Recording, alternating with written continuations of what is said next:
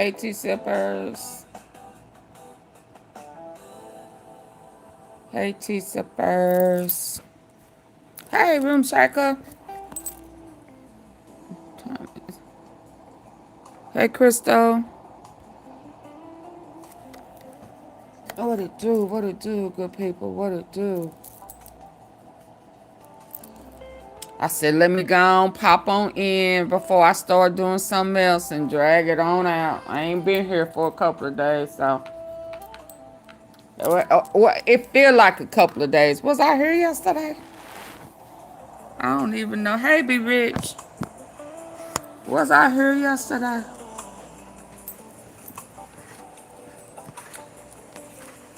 You know. Come on in, good people. Now come on in. Y'all know what? I was listening. You know, although I said, oh, I need to add his name to the title. Happy 4th of July. I hope y'all had a great day yesterday. I tried to jump in and listen to a few things. And then I jumped my butt right on out. I said, oh,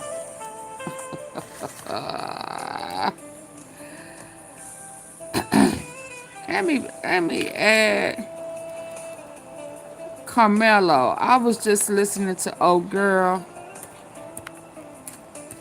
I try not to get discouraged when I hear some stuff. I promise I do.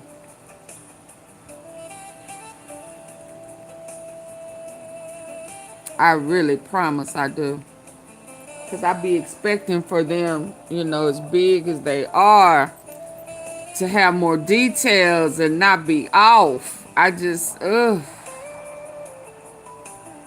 And I said I was going to stop giving folk heads up and connecting the dots for them. Because, you know. And they be sounding kind of, oh, God. They be sounding kind of off to old Auntie Fee. So, when I don't give folks stuff and folk don't run over there and give them stuff, they don't have nothing. And so somebody sent old girl Keisha a picture of what it appears she says to be Austin, or is it Hunter? I don't know which one of them got their hand around his neck.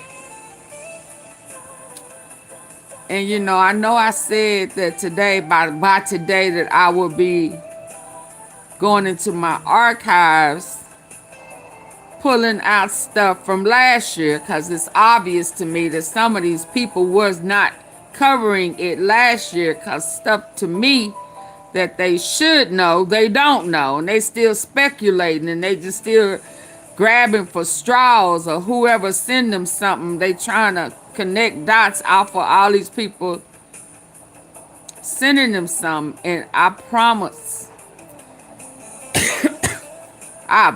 that irritates old Auntie Fee. It irritates me to no end, because it leads me to believe that they really are not doing research. They just talking based on whoever is sending them stuff. And sometimes that's cool, but when you ain't done no research from last year, you sound crazy to me on the cool. Y'all know I can't process that well.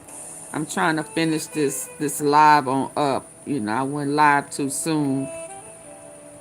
I was ready and then I got unready. When I started making my thumbnails and my backs. So I do not know what is going on with YouTube. Or maybe it's I got too many pictures on my phone. I don't know what it is. But I can't stand it kicking me out of my own stuff. You know what I mean? I don't understand. And it just started that. I don't know what that's about. But since I'm here, let me go show you this Karmelo picture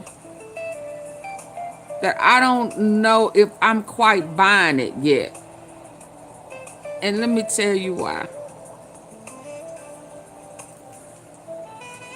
Let me tell you why, Auntie Fee, I'm not sure if I'm quite buying it. Because, see, now, to me, people are sending her stuff and she just kind of running with it. And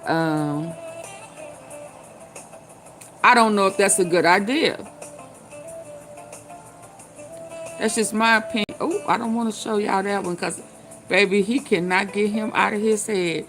So she's saying that that's his is big.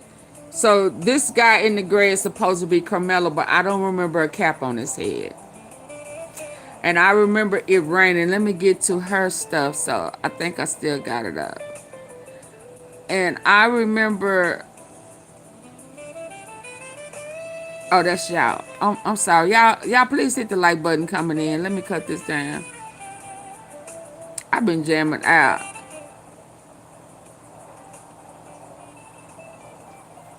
Yeah, I know I jam out on my jazz. So I saw it. Let me get to it, y'all. I saw it, but I'm not sure. And I see an arm around the neck, but if you going, if they've messed with it that many times, where trying to get a clear visual of what's going on. Oh, yeah, it's a lot going on with that Carmelo Anthony, baby, because I saw that. I got it over here on my IG, where that Fallon, that lawmaker, Fallon, state representative's son, was at that track meet. And so the things that the cover up is so real. It's just so real. Police too. Carmelo's clothes back to the scene. Yeah, I mean, evidence was tampered with. It's just way too much. But let me get here where somebody sent her a picture of them up under the tent, and it was a more. Some people you could recognize, some of them you could not. And let me tell you what I don't remember. And I'm reluctant with this picture, and I'm going to put it on the wall, because some of these people up under this tent don't have on no jacket or nothing, so their arms were showing. And I remember Hunter and Austin's arms showing when they was walking from the junior high school over to the track and field. I don't remember them having on no coats or no jackets. And I remember Hunter running up there first, and I know I ain't see him in no jacket. Now, Carmelo Anthony had on a sweatshirt, and I know that Eddie came up out of his clothes. Let me take you down.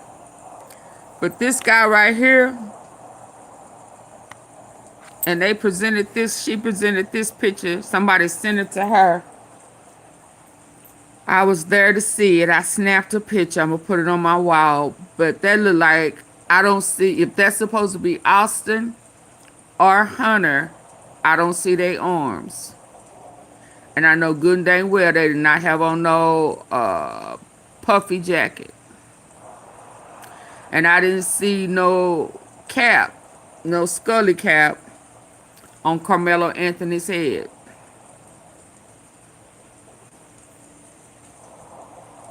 Hey, Cynthia. The few of y'all that are in here. Hey, Belinda, Crystal, hey.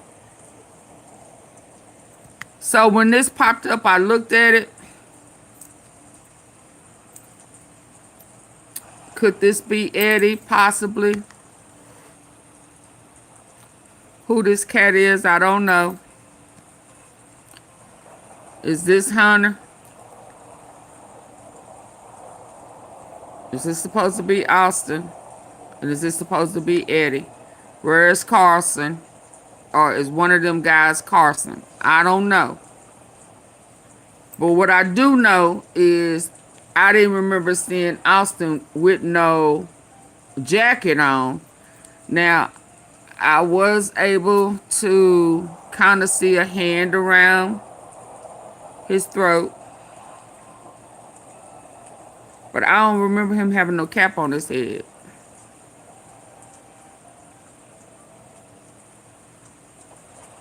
Now, maybe under the tent he had his hoodie on. That's a possibility. This may be Austin with his hand around his neck, but I don't remember him with no jacket on. So that leads me to believe that they had a track meet there a week before. Could that evidence of them walking into... No, because Hunter ran right up to him.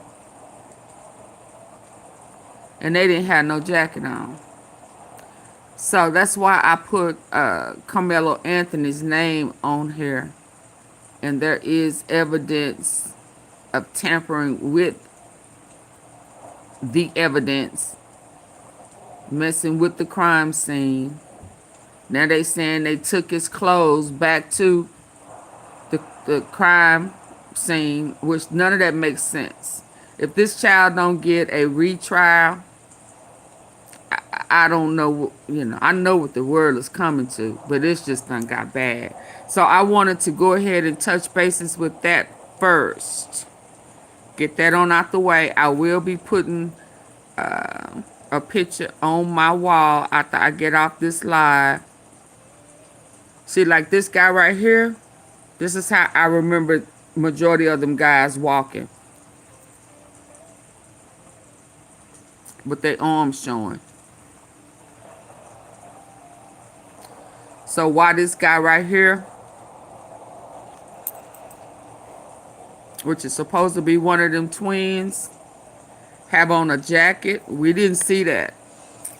We didn't see that when they walked back over there to go and jump Karmelo Anthony. So we just got to stay woke. We can't take everything that everybody say. I don't care who they are. I don't remember when I saw them running up. I didn't see neither one of them twins with no jacket. Now that is their number. One of their numbers start with a 2, I guess. But if I'm wrong, somebody need to tell me. Okay, I'm gonna move on. I'm about to move. Shout out to Keisha. Keisha.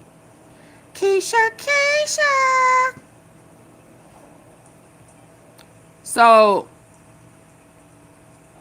the leader that Trump and them unalive, the Iranian leader, Ayatollah Khamenei, who was taken out, his son was injured, his son-in-law and all them people were injured, and Trump started acting like he didn't know if the son who took over, mate, that's him. And they were saying they don't know if they have a leader because his leg was injured, his face was altered. Yeah, that's that man. That's who Trump probably saw in China. He popped out on his ass and he got real scared and couldn't say the word T. Couldn't say can I say Tyrone? He couldn't say Tyrone. Better call Tyrone. Call him. Tell him come get his shit. Let me finish setting this up. So they had their funeral. Trump was scared about something that was supposed to go down this weekend, this holiday weekend. He was only going to travel in the new Air Force One that he received from Qatar. I don't know what's up with that man. He just, he canceled this and he canceled that. They are not following the judge's orders and releasing, you know, he's just defiant. I mean, he is just defiant. His whole party, they finding videos with Pam Bondi and the mayor of New York, Mungati. Mama was part of the network. They saying the first wife that's buried on hole in one. She was a madam. I mean, just all of that. Just all of that. I can't wait for what's his name? The one with the booty shorts. Dang it, Johnson. Johnson. I can't wait for him and that other guy, Biggs, to get busted. Allegedly. What's the other one name? The Clarence, the sellout, the Uncle Tom, the Django. Yeah, him. I can't wait for him to be exposed. I can't wait for they asses to get exposed big time. It's a lot going on. And Poe Carmelo Anthony, he just done got railroaded. He is, you know, bless his precious heart. Good kid. He done got caught up in the politics of it all. Just railroaded. One of them Memorial boys probably was the one who accidentally stuck Austin trying to stick Carmelo. And then it went to a whole cover up. But God gonna show up and he gonna show out. I believe that with all my heart. You know, it may not come fast enough for me, but I know it's coming. What just happened? What did I just see? Hey, Belinda, it said chat was successfully reconnected. Okay, y'all. Y'all know I've been having some system issues.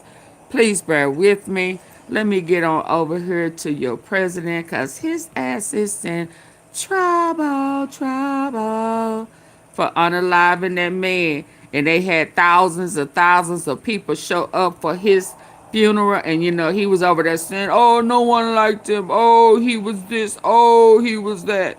And then people saying, oh, okay. Well, we don't even know if they have a leader. Oh, yeah, you know they have a leader. You know they have a leader. Now, he may not be up. He may not be moving the way you think he should be moving. But hell, you ain't moving the way you should be moving. So who are you? But you know he's still handing out orders that them folks are still following. And you know you scared as hell. Terrorist concern. Yeah, they was... He just done messed up us all. Hold on. Threat to the U.S. Please, sir, leave us out of this. We don't have nothing to do with this man's foolishness. Please leave us out.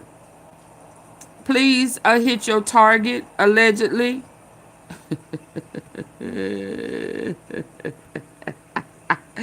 We don't have nothing to do with none of it.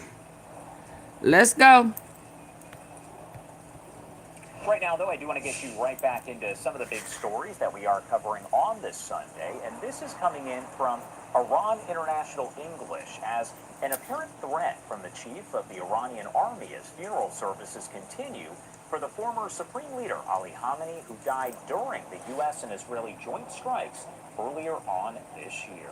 It says Iranian army chief said on Sunday on the sidelines of Ali Khamenei's burial ceremony that he had told Supreme Leader Mojtaba Khamenei that those behind the killing of the former Supreme Leader would not be left alone. It does not sound as though the comments went on, but again, that is a post. He talking about Trump. English. Now, at the same time, the New York Post saying that 3 sons of Khamenei appeared at the funeral, but the new Supreme Leader, Mojtaba Khamenei, is still absent, not showing up. So that's leading to a lot more speculation like we saw over the past several months. Right now, I want to discuss all of this here, the significance. It look like him to me. Let's bring in John Hanna, the former National Security Advisor to former Vice President Dick Cheney. He is now with JINSA. Thank you so much for taking the time to be here with us on this Sunday, John. Well, thanks for having me, Josh. Great to be with you, and belated happy 4th. Happy 4th. And first off, I wanted to start by talking to you about what we've learned here. The fact that Mojtaba Khamenei did not show up or has not shown up to his father's funeral. But before that, some of the comments that were made by Iran's chief of the army, it sounded as though that was pretty much a threat against the U.S. Oh, yeah, and this is no question about it, Josh. The Iranians, and I imagine if the supreme leader is in fact alive and well, he lost his father, he lost other family members, perhaps his wife. His wife, his kid, So revenge is brother-in-law. no doubt very much on their minds. I remind everybody that it's been years already that for the killing of the former IRGC Quds Force commander Qasem Soleimani in 2021, that there are still a number of U.S. officials from the first Trump administration that have got death threats over their heads and continue to maintain their own security details for fear of possible Iranian assassination attempts. So this is very real, and I imagine we'll be living with it for some time. And it's I just want important them to note, hit their I touched on this targets. off the top, and you touched on it a little there, but Mojtaba Khamenei has not been seen since his father was killed in that strike. There were reports from U.S. officials, different media outlets speaking with sources that Mojtaba had been tremendously disfigured or maybe even killed in the strike. It's all unclear. Now, what's important to note is he has not been seen, and on the same note, at this point, we don't actually know if he's alive. We haven't heard from him. You just So don't know do what you he make of looked that like. Overall, is that any surprise to not hear or see the new leader? Well, Now they say right here it says now although he's saying he has not appeared, right? It says three of the sons appeared at the funeral. Oh, okay. Let's go. You know, is it that 52 fake out? it is surprising. I think a lot of us who expected that he would show up for some part of this funeral procession, even if somewhat disfigured, to declare himself to have been kind of a living martyr for the cause, who has suffered terribly as a result of this American-Israeli war. The A fact fight that he don't have hasn't, I nothing to think, do with will us. only pour fuel on the fire of where is Mojtaba? Is he alive? What's happened to him?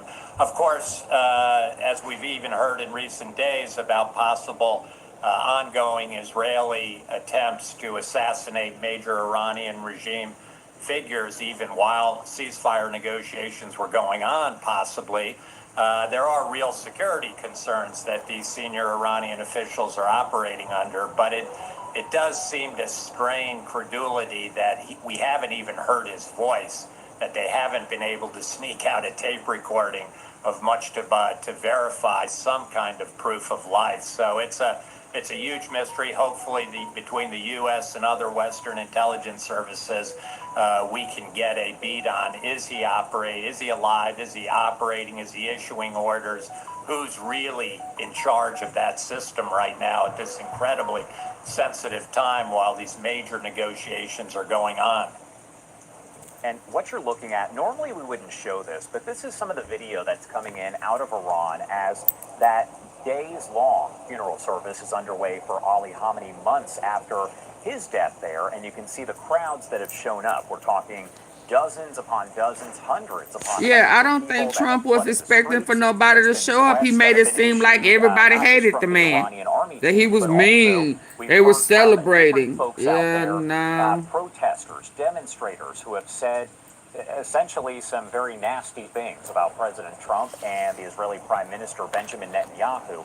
As you look at this crowd here that's gathered in the street, what does that tell you, if anything?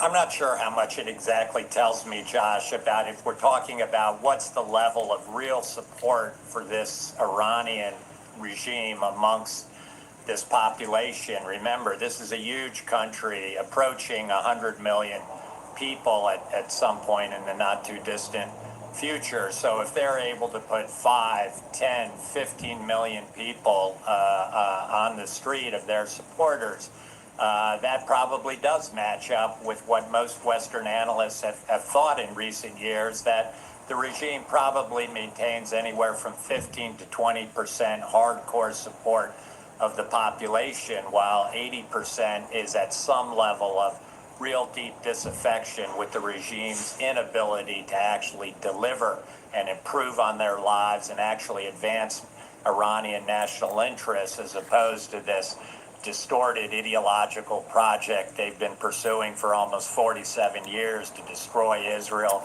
evict the United States from the region, spend billions of dollars on this nuclear program that's been badly set back, and of course, hundreds and hundreds of millions of dollars on these foreign proxies that they use to surround Israel, rather than spending it on the welfare of the suffering Iranian people. What about the During one of his suffering America 250 speeches, American citizens? just a couple days ago, President Trump made it clear, essentially saying that the U.S. is pausing any kind of strikes there. During Khamenei's funeral, they're going to leave them with a week of no strikes, no action taking place, saying that they're going to be nice about it. So my question for you, is there any strategic reasoning behind that you could see as, you're hearing those comments from President Trump? Yeah, what I draw from it is, the president is not eager to return to major combat operations. His focus right now is on the midterms, on the U.S. and the global economy, and on trying to get as much oil as possible out of the Strait of Hormuz in order to stabilize the international economy, and also that he wants to try and achieve that through some kind of negotiation and trying to create an atmosphere in which those negotiations, first and foremost on stabilizing Hormuz, stabilizing the situation in Lebanon between Israel and Hezbollah, but then eventually getting to the ultimate talks that these negotiations are supposed to be about, which is the final disposition of this, still existent and threatening Iranian nuclear program. Again, those negotiations haven't even yet really begun, and we're well past 2 weeks into this ceasefire now. On that note, do you see a deal? We have this memorandum of understanding, but it's questionable as to who's signed it, what happens next. Do you see a world where in the coming days, weeks, maybe even months, we do have some kind of, let's call it a deal between the U.S. and Iran? Is that something that is actually obtainable?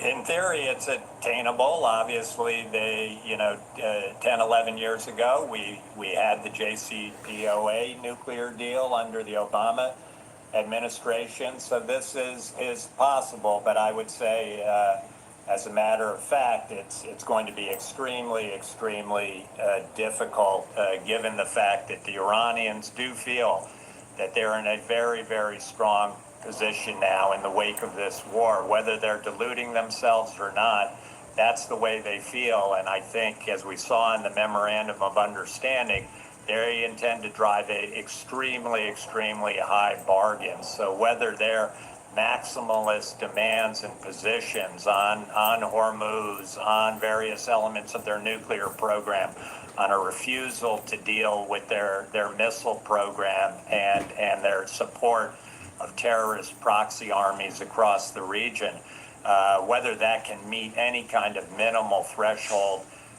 for the United States and what we need to advance our interests and the president needs in order to be able to argue that he's achieved a good deal here, a deal that is better than what President Obama achieved in 2015, is a very, very open question and is certainly not going to get resolved in the next 60 days. It's a long-term proposition. And all the while, the chances for miscalculation are very high around Hormuz, around the Lebanon conflict between Israel and Hezbollah.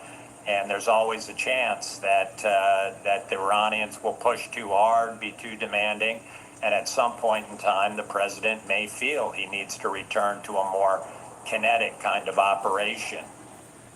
If your eye creams aren't working on your dark circles, puffiness, or fine lines, It's not the brand.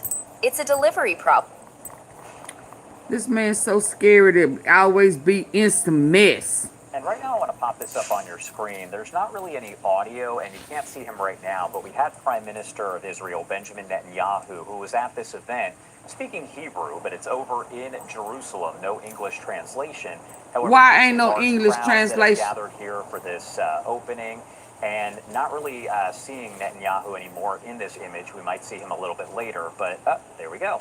And my question for you relates to Netanyahu's upcoming trip to the U.S. There's been no official date that's been set, but we know that Netanyahu has confirmed, as well as President Yeah, Trump some confirming, states he that ain't the even two supposed to go to. opening, Some countries he and not not supposed to really even seeing Netanyahu use their anymore in airspace. this They image. We supposed might to see be him a little arresting bit him. later, but there we go. And my question for you relates to Netanyahu's upcoming trip to the U.S. There's been no official date that's been set, but we know that Netanyahu has confirmed, as well as President Trump confirming, that the two are going to meet in D.C. What would be a successful meeting? Obviously, there's a lot to talk about. Hey, Specifically, when Sly you talk Brown. about the situation between the U.S. and Iran, and really Israel not having any sort of, I would say, part in those You talks. know that laughter anywhere. Yeah, the prime minister and the Israelis are obviously in a difficult How are position, you? having fought as full partners in Hey, Mimi. this war. Operationally, their air force and other forces did an incredible job as a partner alongside the United States military.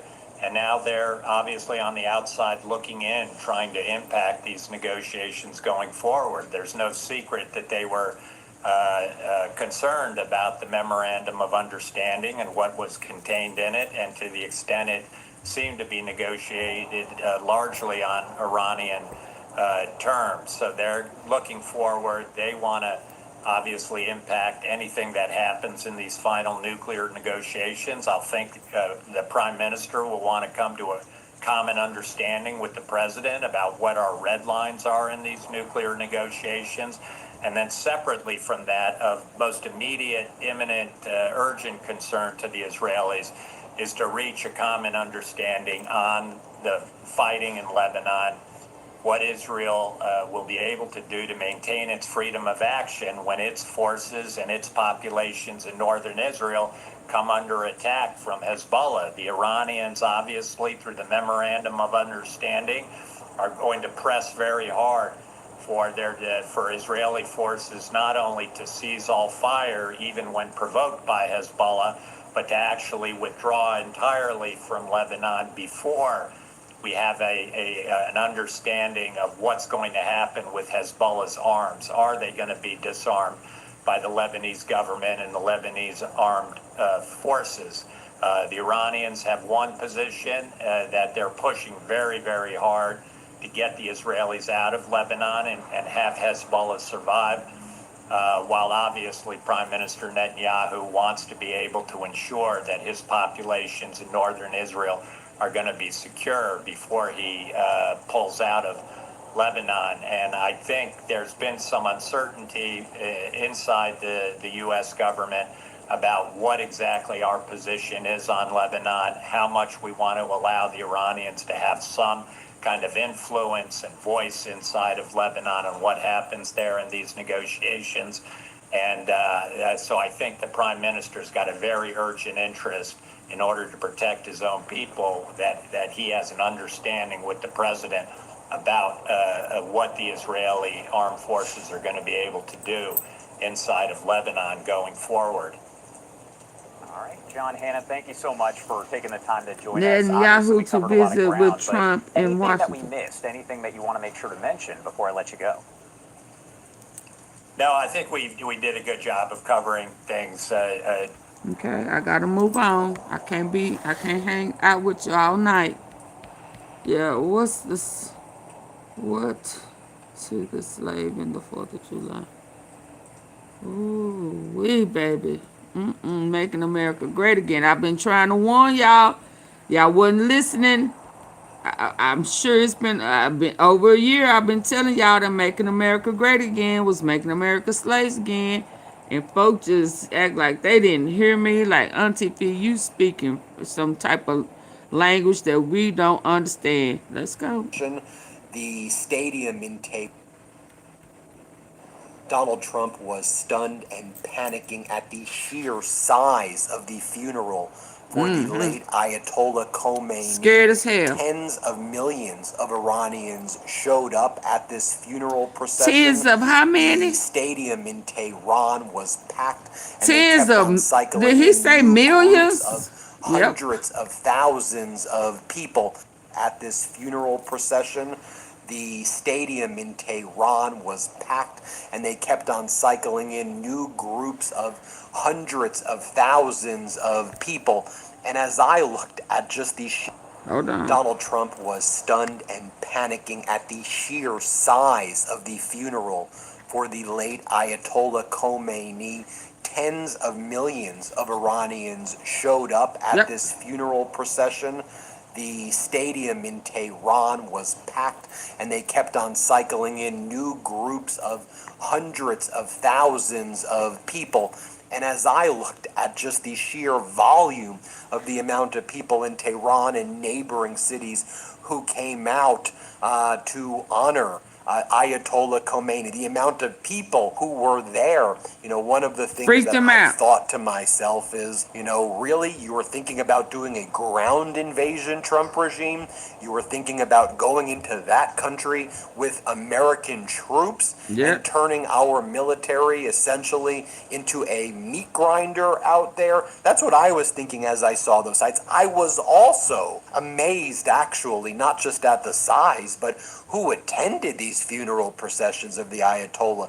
Dozens and dozens of countries attended, top dignitaries from these countries attended, and it seems that as the Trump regime and Netanyahu invaded to try to isolate Iran from the rest of the world, it just completely backfired in their face. Again, another backfire. More and more countries are actually there showing support with Iran, and I know not a lot of Western media is showing this. I know there's some reporters on the BBC who have hat tipped to them, hat tipped to others who are showing this and sharing this. And I just think it is important to see these images to be aware of what the heck is actually going on there, because I'll give you my own perspective, which is I do think that the Iranian regime is not the most popular thing in Iran, and I'm not being an apologist for the Iranian regime by any means They showed up and showed out. I do want to reflect on the situation here where there does seem to be, at least at an international level, support. I mean, you had the top Chinese dignitaries. Saudi Arabia sent dignitaries there. I mean, you had a lot of people showing up, and even Donald Trump, was saying, wow, I'm surprised that there were people who were, millions of people who were crying for the Ayatollah. The Ayatollah for the Shia community, was like their pope. It's like you killed their pope, you killed their spiritual leader and the leader of Iran, who was very old to begin with, who was losing popularity within the population. He's now replaced by his son, the Ayatollah Mojtaba Khomeini, and you now made the Ayatollah Khomeini a martyr, and you actually unified the people of Iran. And even in the metropolitan areas where I think there is far less support for this Iranian regime right now, they don't want the United States and Netanyahu to take over, in my opinion. They see what's happened in Gaza and the genocide there. They see what's going on in Lebanon in the name of security zones. They see the consequence of that. And if you look at what's going on and you study it, what I'm saying is reflective of the data that I believe our intelligence community knew, and they were trying to communicate with Donald Trump, but Netanyahu was saying, no, that's not true.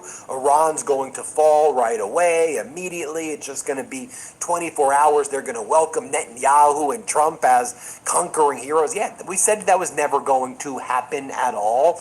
And then, Donald Trump chose to believe Hegseth and Rubio were like, this is just going to be easy. This is going to be easy. And I showed you some B-roll there at the top of what this, funeral looked like for the Ayatollah. Let me just show you at a granular level some of the data. By the way, here's a list of the countries that sent official delegations: Turkey, India, Pakistan, China, Russia, Turkmenistan, Tajikistan, Iraq, Georgia, Armenia, Afghanistan, Oman, Qatar, Azerbaijan, Kyrgyzstan, Bangladesh, Egypt, Uzbekistan, Tunisia, Lebanon, Malaysia, Cuba, Sri Lanka, Myanmar, Gambia, Thailand, Nicaragua, Ghana. I mean, I can go on and on and on. Millions of Iranians were outside to attend the first day of the farewell ceremony of the Ayatollah. 35 degrees Celsius heat. They prepared for that. They had mist stations right there. They're also giving out free food. I saw free watermelon. I saw, a bunch of free drinks. Show you over here as the eulogist at the Tehran prayer hall says, "We have not come to bury our leader. We have come to avenge him. Oh, avengers of the martyred leader." Here, let's play this clip right here.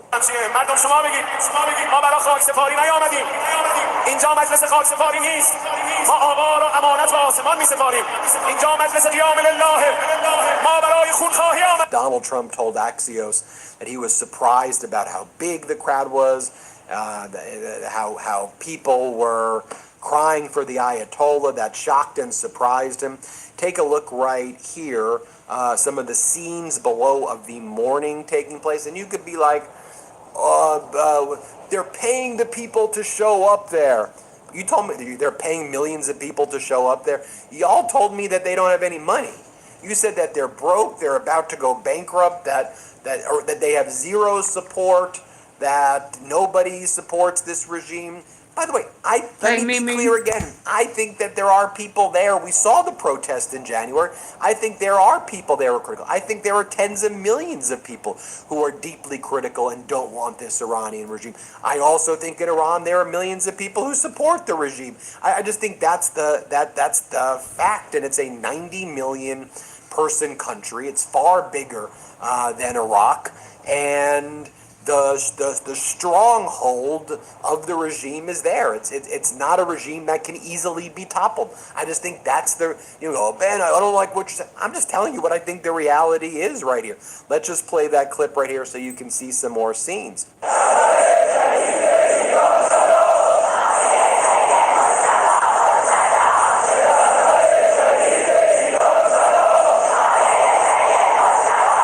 Now, there were lots of people who were holding up "Kill Trump" flags that were raised during the farewell ceremony. Lots of writing on the walls. We will kill hashtag at the Khamenei funeral ceremony. U.S. official to Axios says, yeah, many of Trump. See why he's scared? Scared. Him scared. Or scenes.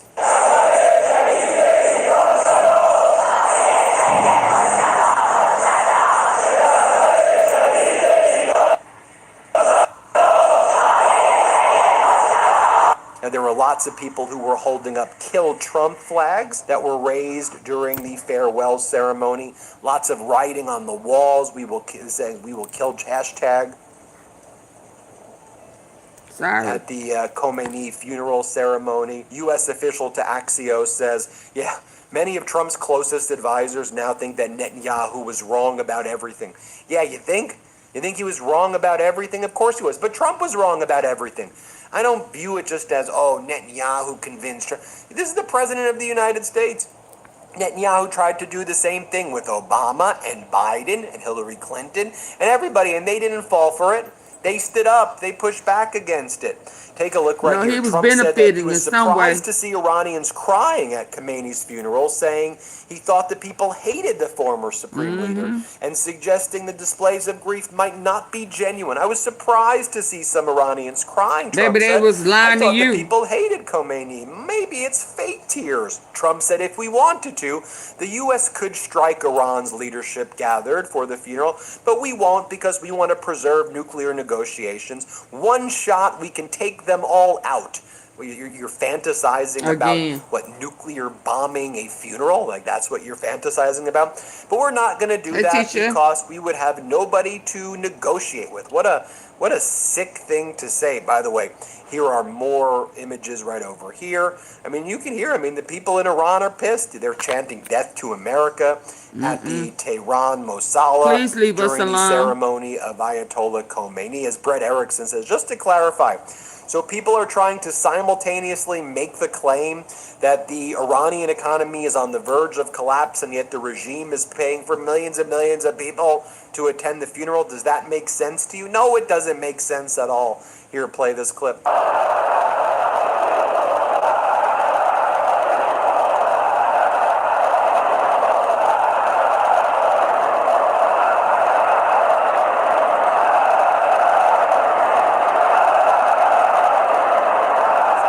Because here's what the Israeli Persian account, the Mossad Persian account put up there. They write the following: many arrived not to mourn, but just to make sure the Ayatollah is dead. Now, do I think that there are lots of people in Iran who would like to see a regime change? Yes, I do. I do think there are. They were out protesting. Trump said he was going to save them and make their lives better in January, and he didn't. He threw them under the bus. He said help is on the way, and then didn't. By the way, the same thing that Lindsey Graham says about Lebanon: help is on the way.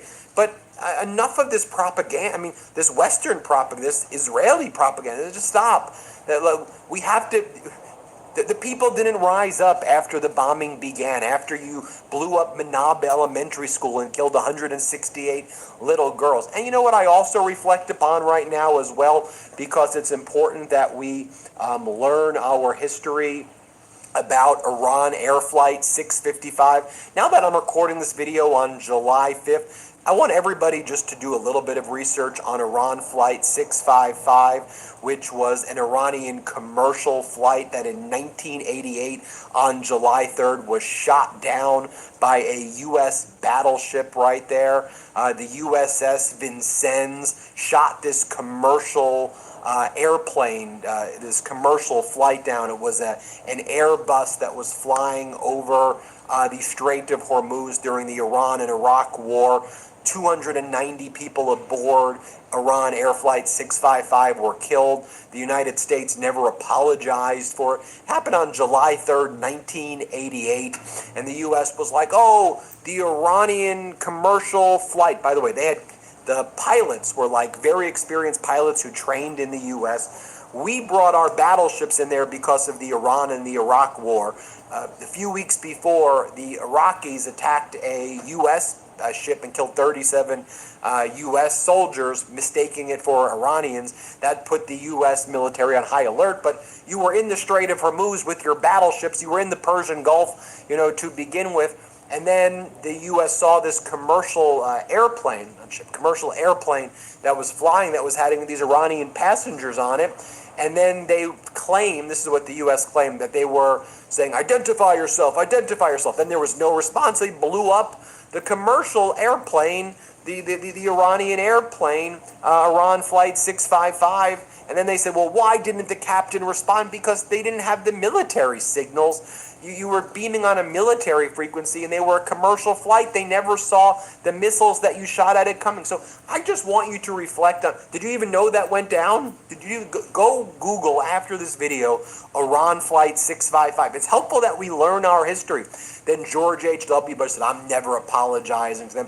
In like 1996, the U.S. ended up paying a settlement for over $100 million. That's it, $100 million, but didn't take responsibility for the action. And you wonder why the people there are livid. And then we did Manab, and then we continued to bomb them and kill lots of innocent Iranians as well. Mark Levin, one of Donald Trump's chief propagandists, one of Netanyahu's chief propagandists as well, he showed the video of the funeral procession for the Ayatollah, and Levin said, yesterday the enemy gathered en masse, all in one place. Opportunity lost. Well, opportunity lost, he said. Well, what would you want to do?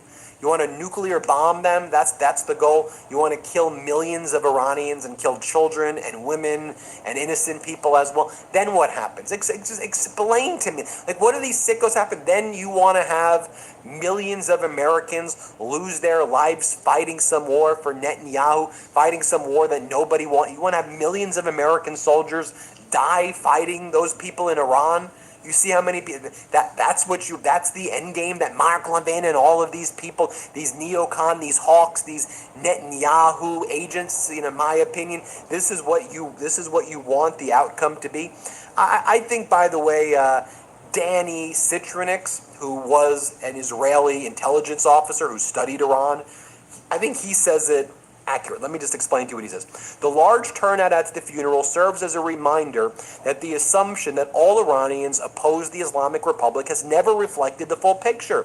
It is also consistent with what we saw throughout the war, when large crowds gathered in cities across Iran to express support for the Ayatollah, for the state, for the Iranian regime.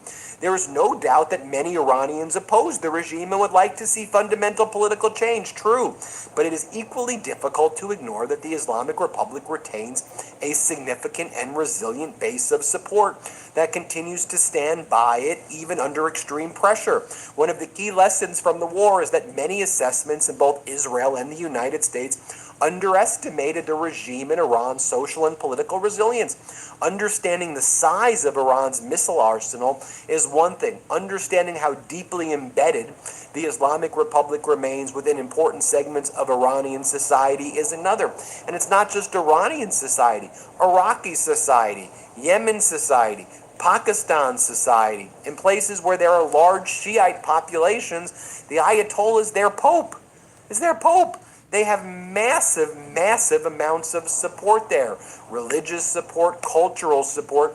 And again, you thought, Ben, why are you defending them? I'm not.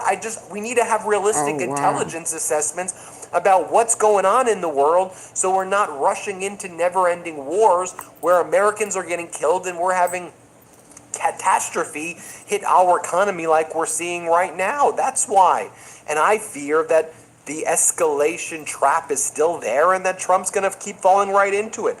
The gap of information, as Danny Citronix explains, helped produce a strategy that rested on highly optimistic assumptions about the regime's ability and the likelihood of its rapid collapse. The fact that some observers still explain away every public display of support as simply paid crowds risks overlooking a more complex and strategically important reality. That's the reality. You can get upset at me or not, but that's the reality that's taking place right now. A few other things. Scriptural diplomacy.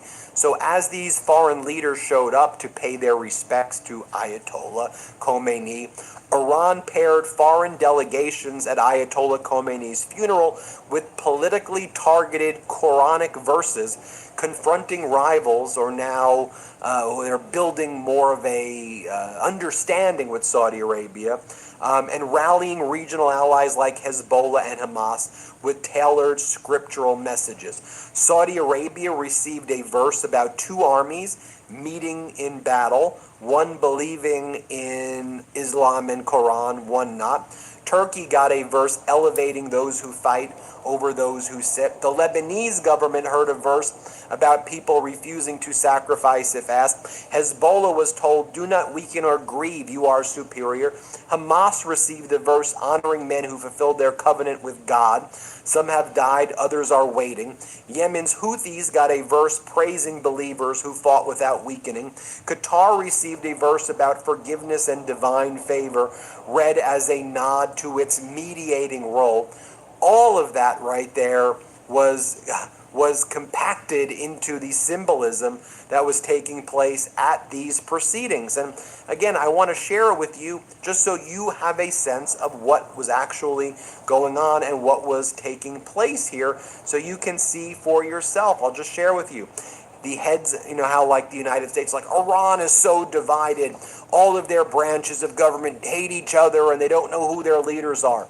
Let me show you the photo. The heads of the three branches of government and senior officials attended Tehran's funeral. You can see right here the judicial, the Islamic Revolutionary Guard, the spiritual level, the political level, Aragchi, Galibaf, the spiritual leaders who elect the Ayatollah. Mojaba was not there, obviously, because he felt that if he left his hiding place, he would be killed by Netanyahu. One of the developments we've also seen take place is a deeper story right here of the Islamabad Quartet, as it's being described. Pakistan, Turkey, So he Egypt, in hiding. all of their branches of government hate each other, and Y'all they don't please know hit who the their like leaders button, are. the three Let dots me at show the you the top. photo. The heads of the three branches of government and senior officials attended Tehran's funeral. You can see right here the judicial, the Islamic Revolutionary Guard, the spiritual level, the political level, Aragchi, Galibaf, the spiritual leaders who elect the Ayatollah. Mojaba was not there, obviously, because he felt that if he left his hiding place, he would be killed by Netanyahu. One of the developments we've also seen take place is a deeper story right here of the Islamabad Quartet, as it's being described. Pakistan, Turkey, Egypt, even Saudi Arabia and Iran, the Islamabad Quartet. And one of the things that we saw is when an Iranian civil aircraft landed in Sana'a in Yemen, breaking Yemen's 11-year blockade, the reopening of the Sana'a-Tehran route does seem to be evidence of the Islamabad Quartet and Iran strengthening its relations. I mean, we heard MB Galibaf and also Iran's deputy foreign minister talk about the importance China will be playing right now. Basically moving out the U.S. security umbrella and replacing it with a China security umbrella, but that's really led by the Islamabad Quartet and the Arab nations. That's why if you look at the Memorandum of Understanding, it says that Iran controls the Strait of Hormuz, along with the Arab nations decide on the future transit, that it is an Arab nation decision, not a United States. But the Trump regime will continue to violate the MOU, try to open up that route in Oman. And by the way, it's why I also tell you about Iran Air Flight 655, because I got to know our history. We were putting tankers in the Persian Gulf and shooting Iranian commercial airplanes out in 1988 and then not taking accountability for it. And so you wonder the root causes also over, or some of the lingering feelings would be an understatement of what's going down there as well. You had MB Galibaf also putting out statements regarding the Trump regime. Imagine having a 40-something million of your own citizens, regarding the U.S., on food stamps and calling another nation hungry. This is not a proclamation. This is projection. Keep your SNAP advice. Our assets, our choices. Mind your own malnutrition rates. Oh, wow. United States. Mind your own malnutrition rates. You see here the delegation from China arriving, million of your own citizens, regarding the U.S., on food stamps and calling another nation hungry. This is not a proclamation. This is projection. Keep your SNAP advice. Our assets, our choices. Mind your own malnutrition rates. United States. Mind your own malnutrition rates. You see here the delegation from China arriving, some of their top diplomats over there, Pakistan. These are the main mediators, by the way. Also, Pakistan gave Donald Trump $500 million or so for crypto. They created a crypto fund, and that really kind of elevated their role and their connections with Donald Trump. But these are the mediators. A high-level Pakistani on that delegation cryptocurrency comprising the mess. Prime Minister, diplomats over there, Pakistan. These are the main mediators, by the way. Also, Pakistan gave Donald Trump $500 million or so for crypto. They created a crypto fund, and that really kind of elevated their role and their connections with Donald Trump. But these are the mediators. A high-level Pakistani delegation comprising the Prime Minister, the Chief of Army Staff Munir, the Foreign Minister, attended the farewell ceremony of Ayatollah Khamenei. Prime Minister of Pakistan also signed the memorial book in honor of the Iranian leader right there, Vice Chairman of the National People's Congress of China, Medvedev, Putin's envoy and delegation arriving right there. I'll show you more photos over here. Al Jazeera's footage from the first day of the farewell ceremony. A lot going on. You see women here, you see people right there. I'm just giving you a snapshot into the reality. If I know this, our intelligence community knows this, okay? They just don't want everybody to know. So we need to approach it as adults with levels of intelligence and see what's happening here and what's going on. And as Trump's like, whoa, oh my God, the crowds are so big. The crowds are so big. What am I going to do? Yeah, they are. They are. And that is a population. And there was nobody at your carnival. Unified as a result of your Netanyahu's actions, not just there, but the genocide in Gaza, the genocide in Lebanon, and the general imperialistic behavior over decades and decades and decades. That you may not want to hear that, but that's what the people feel there. And so how we approach this, and when you constantly violate the how do we memorandum of resolve this understanding, mess? and every time you're in a negotiation, you then invade, and now under the MOU, you're acting like, they still want to negotiate with us. Lying. They're dying to make a deal. What do you mean you made the deal? It's the MOU. There's no more negotiating. Those terms get implemented. Now here go the top advisors. They falling out in-house. They falling out amongst themselves. Supposed to be the Yeah, let's The go. gloves are off, and Donald continues. Trump's so-called top advisors are all turning against each other. The former In-house advisors fighting. who have been pushed out of the regime are talking about how current envoys and advisors are basically destroying America's credibility. I mean, you've got Keith Kellogg, one of the former top military leaders. He had a top position during Donald Trump's first regime, and now he was supposed to be the envoy to Ukraine and Russia, but Putin told Donald, I don't want him as the envoy in Russia. I just want Witkoff because I can manipulate Witkoff, and Witkoff say Putin bootlicker. And so you had Kellogg just become the envoy to Ukraine. Basically, he's out there saying, look, Witkoff and Kushner are horrible. They don't know what the hell they're doing. They're like crooked real estate people, and they're viewing being envoy as like doing real estate deals, which is not how you can look at any of these things. It's like some real estate transaction. And then Keith Kellogg, who was once, he's no longer Donald Trump's envoy to Ukraine, but he was like the top guy in Ukraine, who I was saying, by the way, was not going to make it past the year. No, he did not make it past anywhere close to a year, by the way.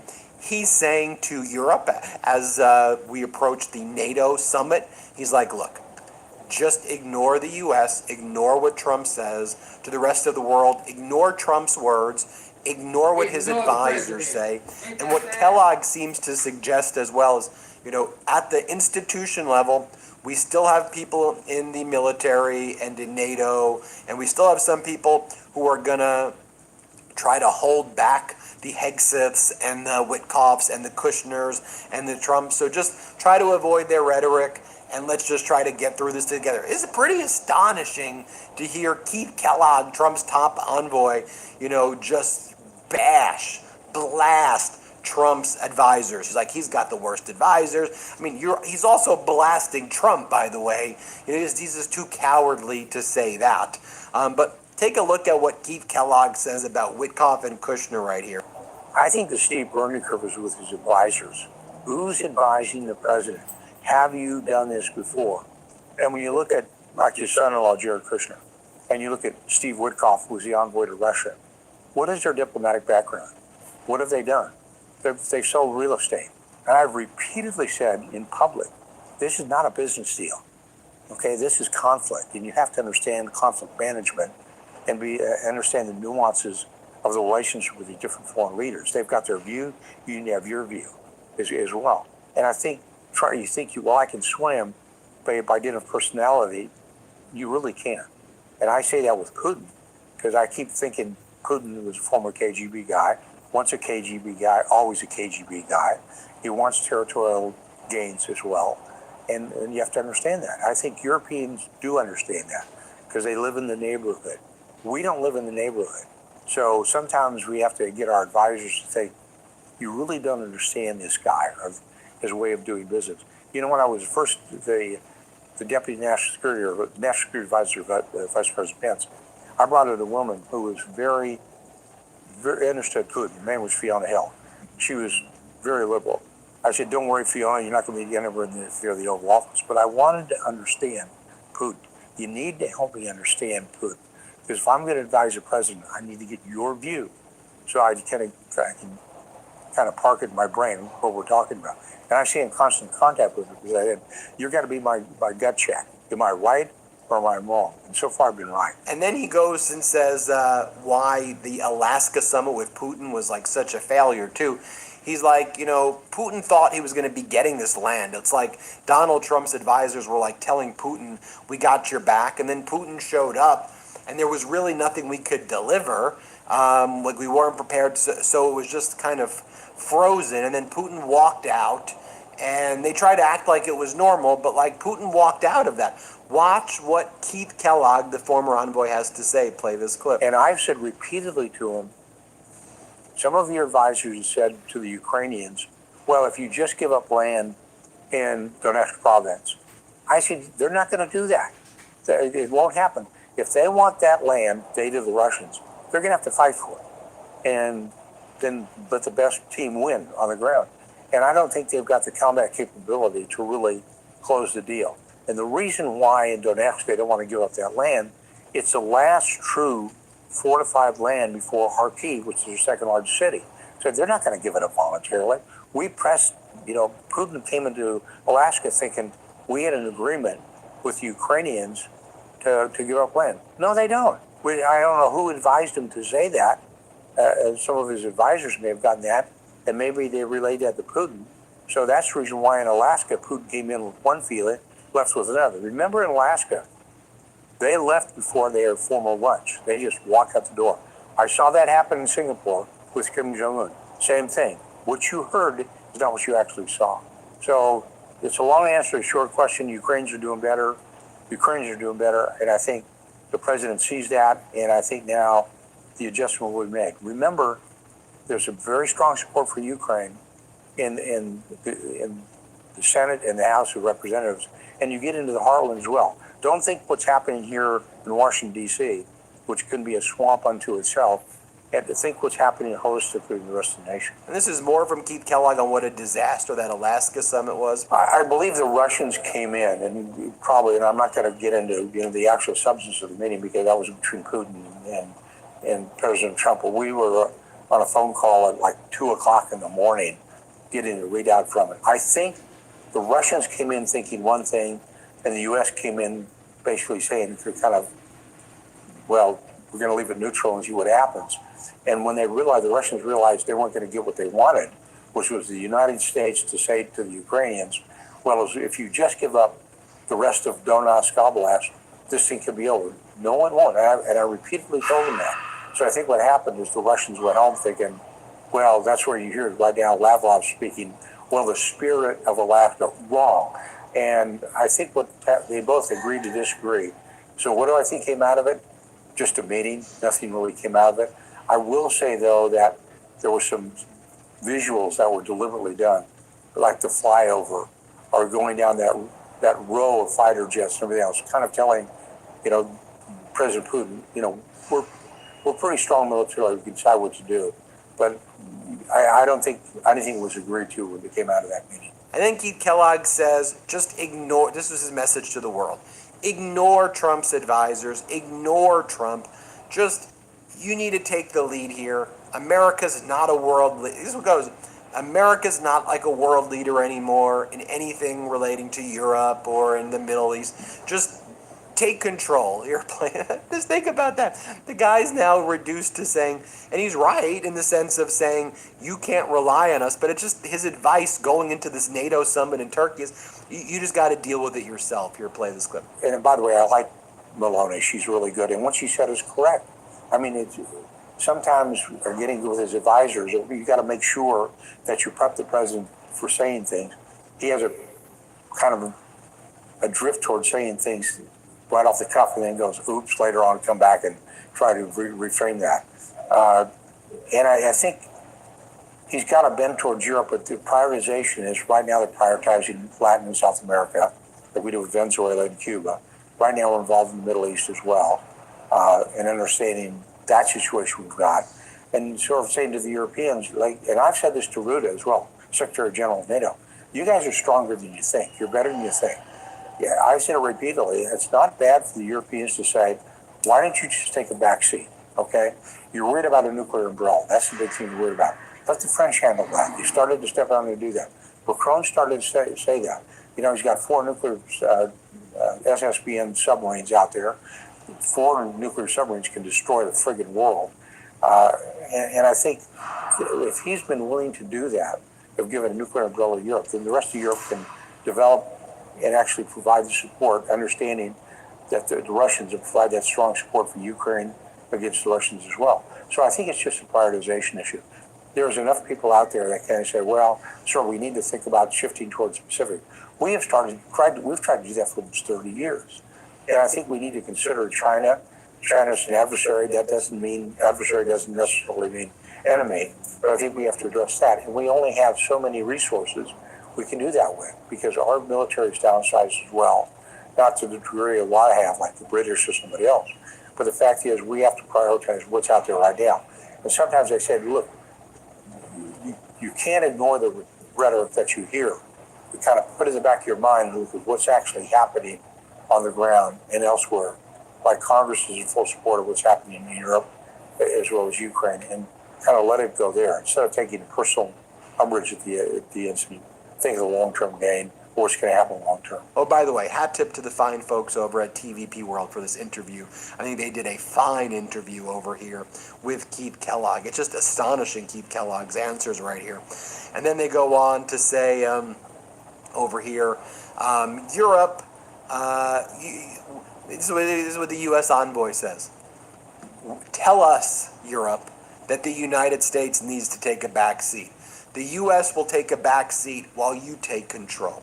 Here, watch what he says in this pretty powerful interview, I think. My advice to Ruta and the rest of us is say the Europeans take it and tell the United States instead of the front seat, take a back seat. And we've got this one in our backyard. Hey, This Gina is White. in our interest. And I understand what you're saying.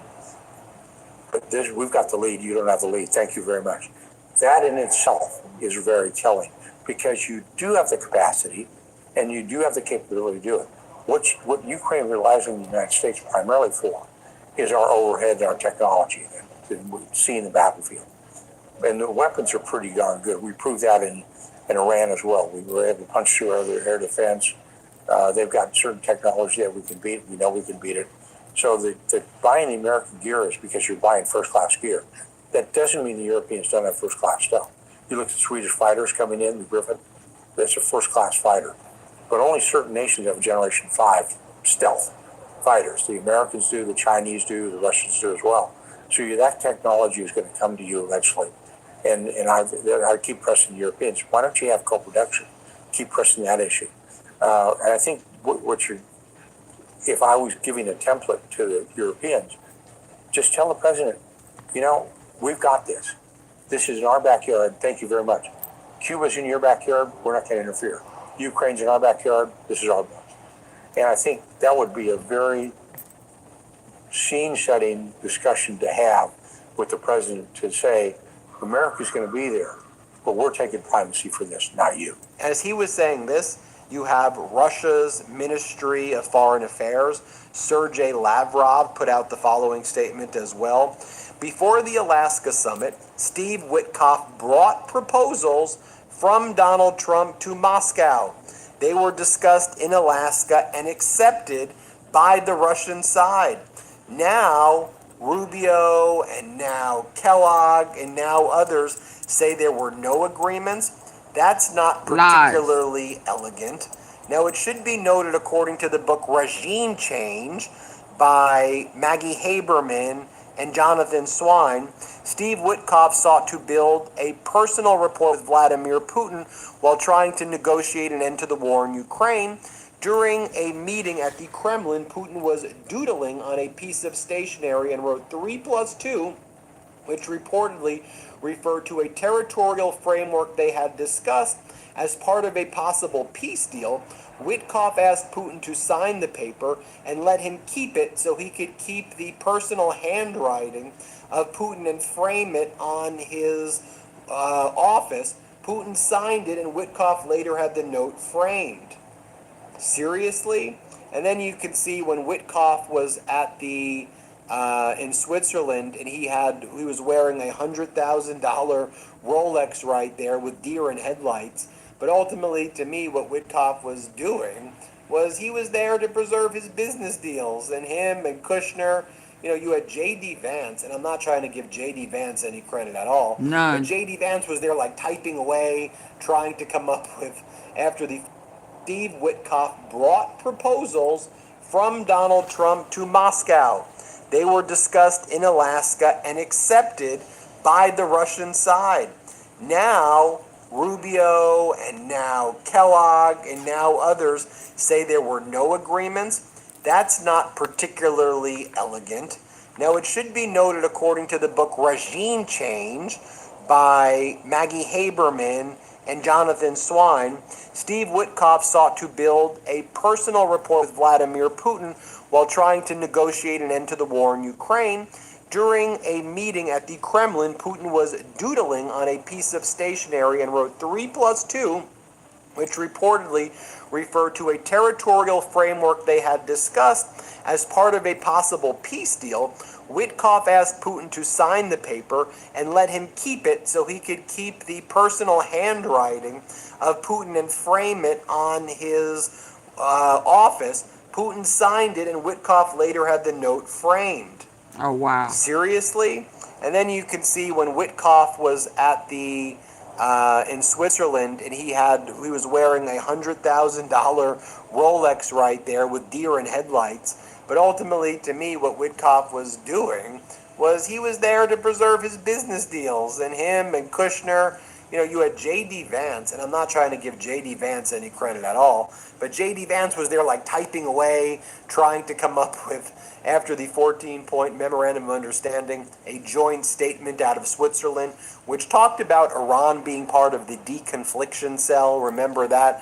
It would be Iran, Qatar, Pakistan as part of a deconfliction cell in Lebanon. And then Rubio ran and created the deconfliction cell with Israel and Lebanon, and then gave additional pilot zones to Israel in Lebanon, in addition to security zones, and tried to undermine the MOU. Right, it's total madness taking place right there. But you had Witkoff over there, like flossing his $105,000 Rolex. I mean, you know, he was like a crooked real estate dude who bragged about going into Harlem with guns to collect rent. That's why Trump likes Witkoff, and that's the guy who's out there, you know, speaking with Putin and being in these, you know, conversations. Like, you have Witkoff and Kushner who are there in Switzerland. You have Michael frickin' Boulos, Tiffany Trump's husband, was at a major meeting with MBZ, the president of the United Arab Emirates, who runs Abu Dhabi. What in the world is going on, folks? I'll just tell you what Professor John Mearsheimer had to say about Iran, how they view Witkoff and Kushner. They view them as Netanyahu's puppets. And Mearsheimer's right. This is how Iran and others view Witkoff and Kushner. They're clowns. Because in the end, we're going to lose. The lobby and Israel itself are going to be outraged by any compromises that we make. And whoever actually makes those compromises is going to pay a significant political price. From the Iranian perspective, surely they know that they're negotiating with Netanyahu's puppets. Oh, absolutely. They've made that clear. That's why they want Vance to come to the negotiations. They know that Kushner is basically an Israeli cutout. And that Witkoff, not only is Witkoff a Zionist, but he's demonstrated quite clearly, both in his negotiations with the Iranians and the Russians, that he's massively incompetent. So they don't want to deal with those two. They want to deal with Vance. And they did deal with Vance. But Donald Trump says that Witkoff and Kushner, they're like his Henry Kissingers, he says. As well as special envoy, I call him Henry Kissinger, who doesn't leak. Because Henry is a big leaker. Richard Nixon would beat him. Henry, somebody's leaking on us. There's somebody leaking. Henry would say, we'll get to the bottom. It was Henry that was leaking. That wasn't good. So we have Henry Kissinger, better than Henry Kissinger, and he doesn't leak. Special envoy, Steve. Over 40 with a menopause mustache? There's a reason estheticians stopped waxing and switched to this sonic tool instead. We partnered with dermatologists and expert estheticians and gathered feedback from over 1 million women navigating menopause, facial hair, and aging skin to engineer the most advanced at-home dermaplaning device available today. Henry Kissinger. Sonic Smooth Pro. The Y'all, I need for y'all to hit the like button. Can I get y'all to hit the like button?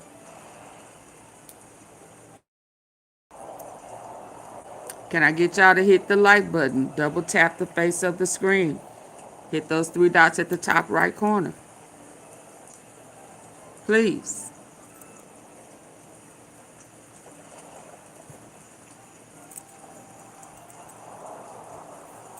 Witkoff, thank you, Steve. Doing a great job. And he and Jared Kushner, they're like a team, and boy, I tell you, they're a good team. High IQ. It's a high IQ team.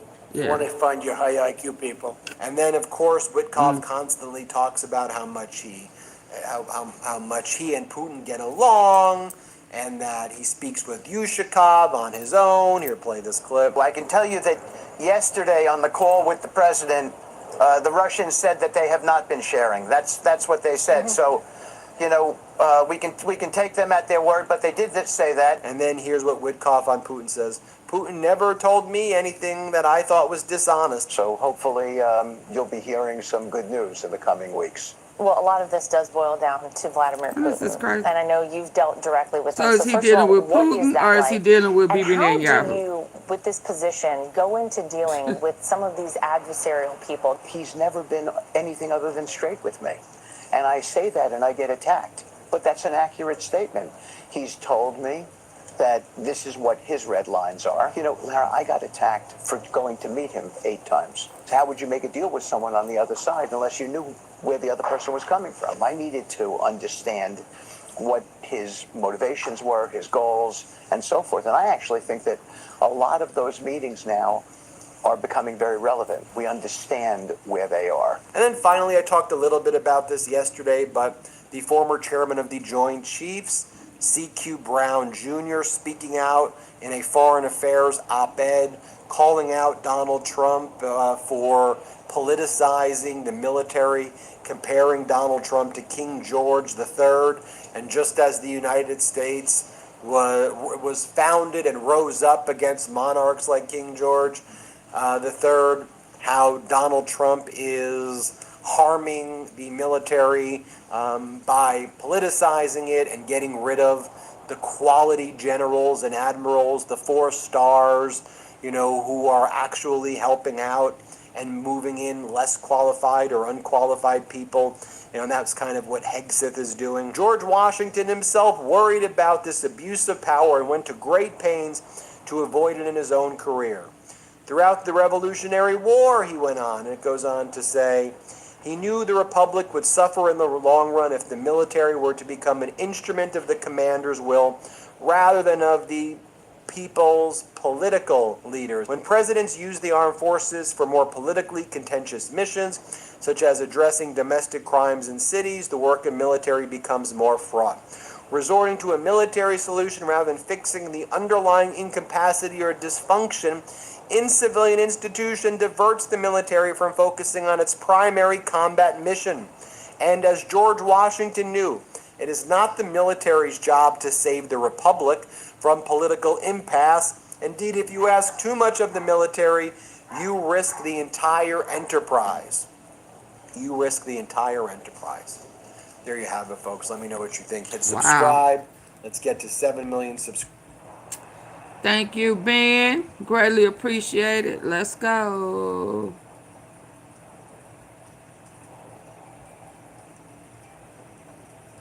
Let's go. Which one do I have? Let's go here before I forget. Then where it's said and why. Let's go. You know, there are certain moments in the life of a country where what's said matters less than where it's said and why. Last night, on the eve of America's 250th birthday, you know, there are certain moments in the life of a country where what's said matters less than where it's said and why. Last night, on the eve of America's 250th birthday, President Trump stood beneath the granite faces of 4 presidents at Mount Rushmore and delivered a speech that, on its surface, was supposed to celebrate our founding, and parts of it did. But if you listen carefully, really carefully, what you heard wasn't just a celebration. It was something else entirely. And I want to walk through it with you tonight, because I think what happened at that mountain deserves more than a headline. It deserves a conversation. Now let me start by giving credit where it's due. The setting was extraordinary. Mount Rushmore is one of the most powerful symbols of American democracy on the planet. Washington, Jefferson, Lincoln, Roosevelt, carved into the Black Hills of South Dakota as a reminder that our republic was built by imperfect... Oh, I'm sorry. Can y'all hit the like button, please?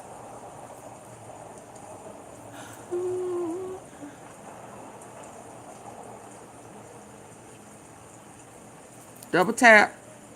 Come on. I'll hit those 3 dots at the top. 10. I don't plan to be here all night. Hit the like button.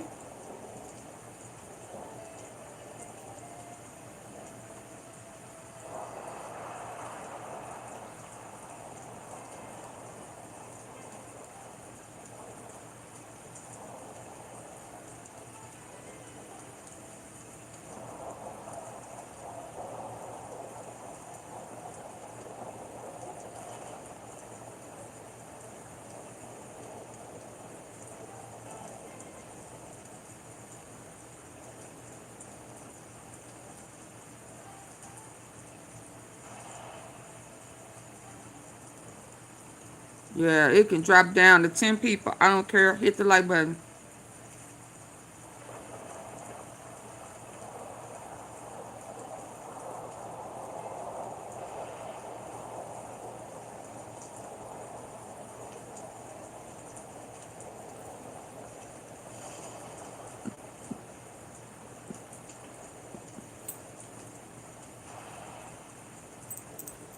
Good.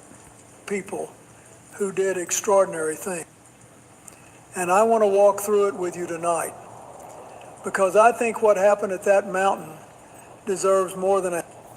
On its surface, was supposed to celebrate our founding, and parts of it did. But if you listen carefully, really carefully, what you heard wasn't just a celebration. It was something else entirely. And I want to walk through it with you tonight, because I think what happened at that mountain deserves more than a headline. It deserves a conversation. Now let me start by giving credit where it's due. The setting was extraordinary. Mount Rushmore is one of the most powerful symbols of American democracy on the planet. Washington, Jefferson, He gonna Lincoln, want to be. He gonna want his Roosevelt, face up there in a minute. carved into the Black Hills of South Dakota as a reminder that our republic was built by imperfect people who did extraordinary things. And the idea of gathering there on the eve of our 250th anniversary, that's a beautiful idea. That's the kind of event that should unite us. The fireworks were spectacular. The Air Force flyover, the military bands, all of that speaks to something real about American pride. And when President Trump said the United States is the most exceptional nation ever to exist, well, I happen to agree with that sentiment. I've spent my whole life believing in American exceptionalism, not because we're perfect, but because we've always had the capacity to get better. So I want to be clear. This is not about rejecting patriotism. This is about asking a harder question. What kind of patriotism are we being offered? Let me tell you something.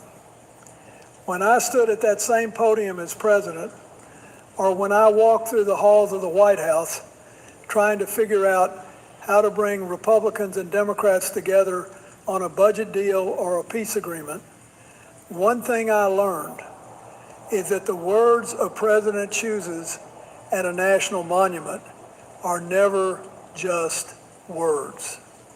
They carry the weight of that place. They echo. They become part of the historical record.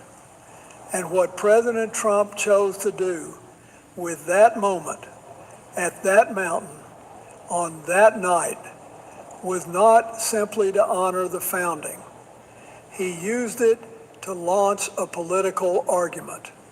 He declared communism the greatest threat America has ever faced, greater than World War I, World War II, Pearl Harbor, or September 11th.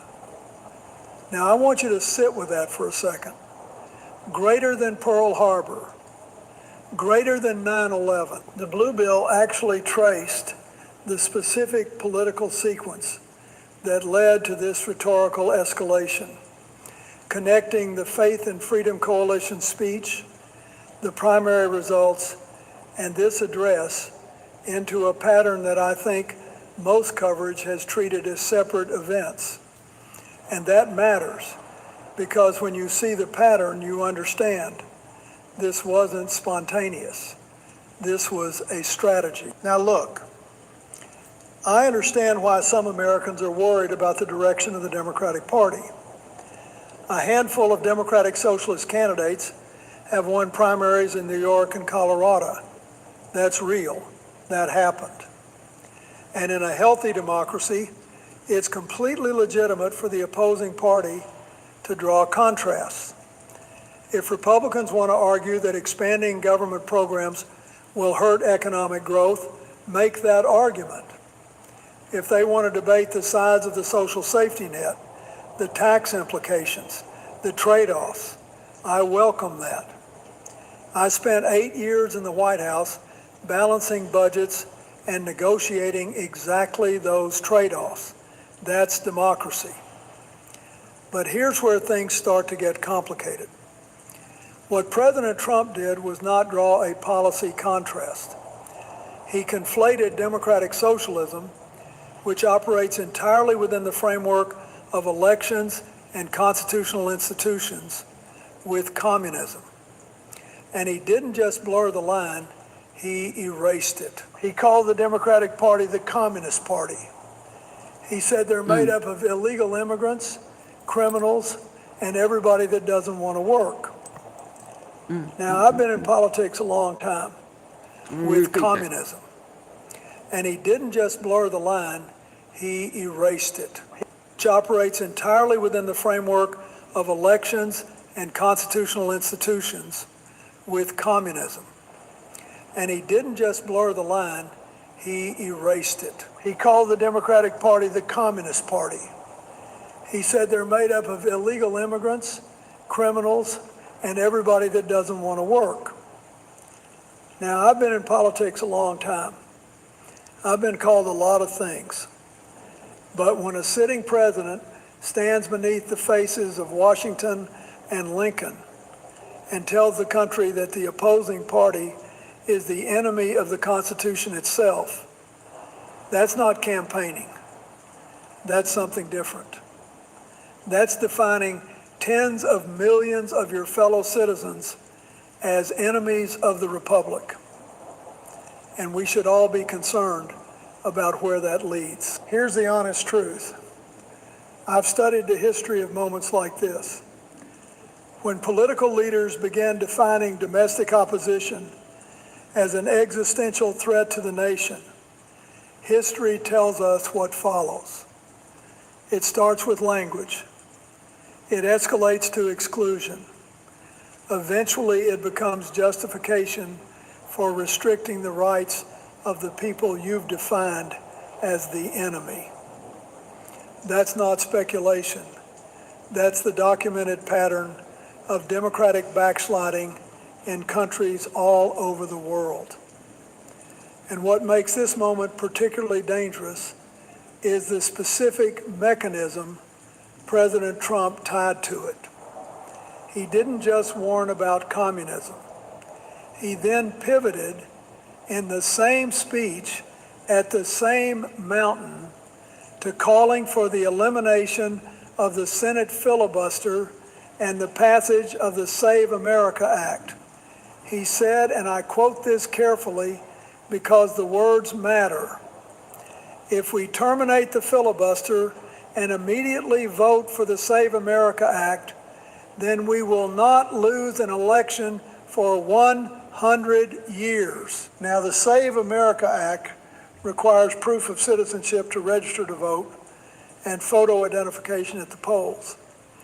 Whatever you think about voter ID in principle, when a president says a single piece of legislation will guarantee his party wins for a century, that's not election security, that's election engineering.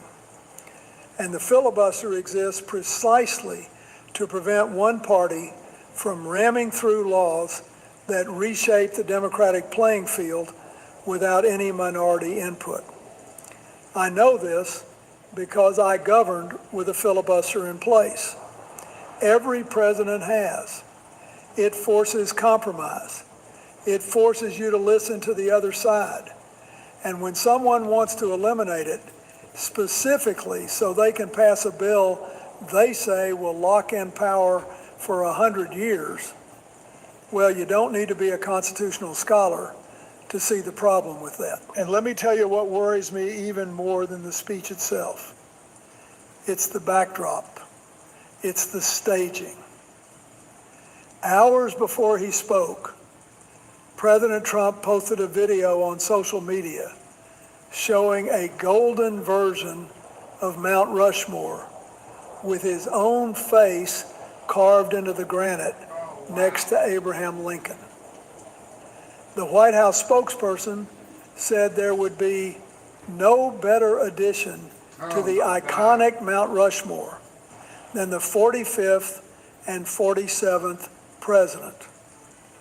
A member of Congress, Representative Anna Paulina Luna, has introduced actual legislation, House Resolution 792, directing the National Park Service to carve Trump's likeness onto the monument. Now, the sculptor who built Mount Rushmore, Gutzon Borglum, wrote back in 1936 that the stone has serious limitations and a fifth head is not structurally possible. Interior Secretary Burgum contradicted that, saying there's certainly room. But whether or not it's physically possible isn't really the point. The point is what it represents. In a healthy republic, no living leader campaigns for their own monument. The men on that mountain didn't ask to be there. They were placed there by future generations who looked back and recognized their contributions after the passions of their time had cooled. The impulse to put yourself on a monument while you're still in office, that's not confidence. That's not patriotism. That's a warning sign. The Blue Bill documented the full timeline of how this push evolved, from the 2018 Oval Office conversation with Governor Noem, through the AI-generated images and the Luna legislation. And seeing it laid out that way, it becomes clear This has moved well beyond a joke. There's another dimension here that I think deserves our attention. President Trump spoke about American culture. He said there's been an undeniable attempt to change this exceptional character, to beat the American spirit out of us, alienate us from our history. And then he said, you can be loyal to Karl Marx or you can be loyal to America. You can be a communist or you can be a patriot. You cannot be both. We've got to remember something here. The genius of America has never been ideological conformity. It's been ideological argument. The founders themselves disagreed violently about the shape of the republic. Jefferson and Hamilton could barely stand to be in the same room.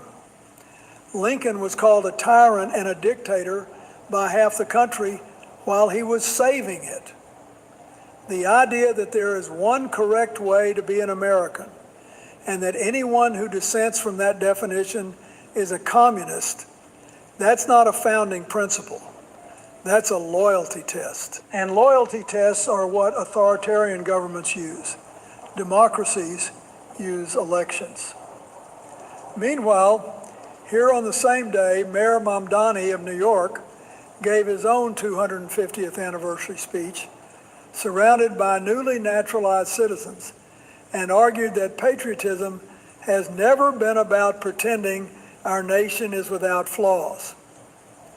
Now, I don't agree with everything Mayor Mamdani said, and I think some of his rhetoric about ICE and oligarchs went further than I would go. But here's what struck me. We had two visions of America presented on the same night. One that says, love it exactly as I define it, and one that says, love it enough to keep fighting for it to get better. When I was president, I believed in both of those things simultaneously. You can love your country and still believe it has work to do. That's not communism, that's citizenship. Let me tell you what I think happens next. President Trump has now road tested this communist menace framework at the Faith and Freedom Coalition, on social media, and now at Mount Rushmore, on the most symbolic night of America's 250th year. This is the midterm message. The Blue Bill noted that 4 progressive candidates, including 3 backed by the Democratic Socialists of America, won primaries in New York and Colorado within the last 2 weeks. That gives the strategy a factual anchor. But here's the thing about anchors. They can also drag you to the bottom. What Trump is betting on is that the word communist still carries enough emotional weight with enough voters, particularly older voters who lived through the Cold War, to override any policy discussion. He's betting that fear is a stronger motivator than argument. And historically, sometimes it is. But here's what I think the risk is for both parties and for the country. If the Republican strategy for the midterms is to label every Democrat a communist, then there is no space left for governing. You can't negotiate with someone you've declared an enemy of the Constitution. You can't pass bipartisan infrastructure or health care legislation with someone you've said wants to destroy America. The language forecloses the cooperation. And that means, regardless of who wins in November, the country loses.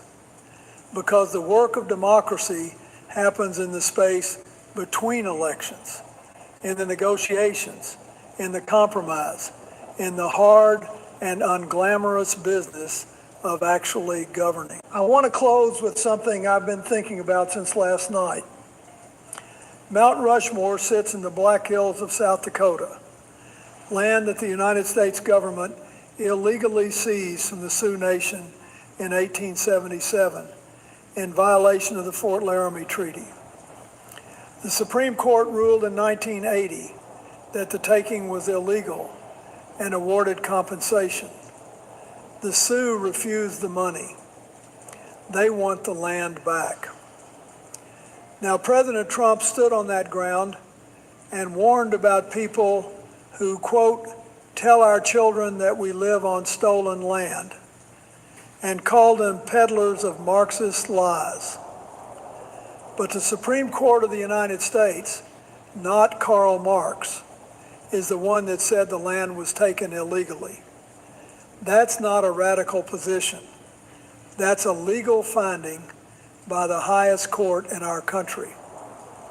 And when a president dismisses the rulings of his own Supreme Court as Marxist propaganda, while standing on the very ground in question, that should give every American pause. Not because loving your country is wrong. Loving your country is essential.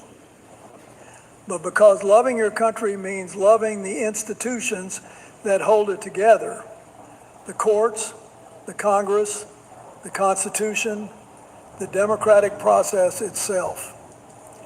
And when those institutions become inconvenient, when they issue rulings or produce election results that you don't like, the measure of a leader is whether they respect those institutions anyway.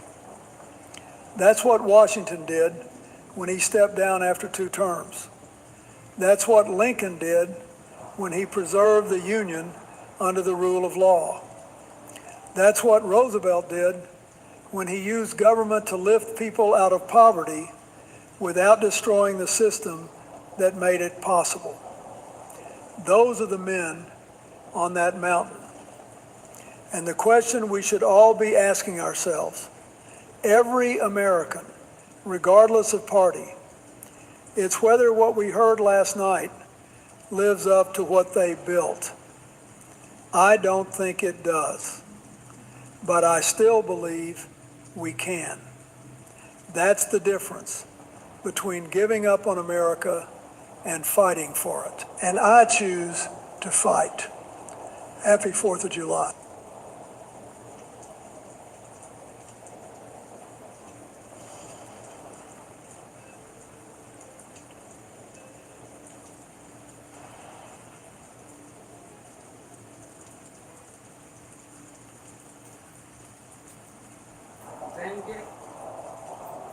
I had to step away. Is this something I need to hear? Let me go back a little bit. Founders themselves disagreed violently about the shape of the republic. Jefferson and Hamilton could barely stand to be in the same room. Look like Lincoln was called a tyrant and a dictator by half the country while he was saving it. The idea that there is one correct way to be an American and that anyone who dissents from that definition is a communist, off the beach? That's not a founding principle. That's a loyalty test. And loyalty tests are what authoritarian governments use. Democracies use elections. Meanwhile, here on the same day, Mayor Mamdani of New York gave his own Your president want to be on Mount Rushmore and all go. Surrounded by newly naturalized citizens, and argued that patriotism has never been about pretending our nation is without flaws. Now, I don't agree with everything Mayor Mamdani said, and I think some of his rhetoric about ICE and oligarchs went further than I would go.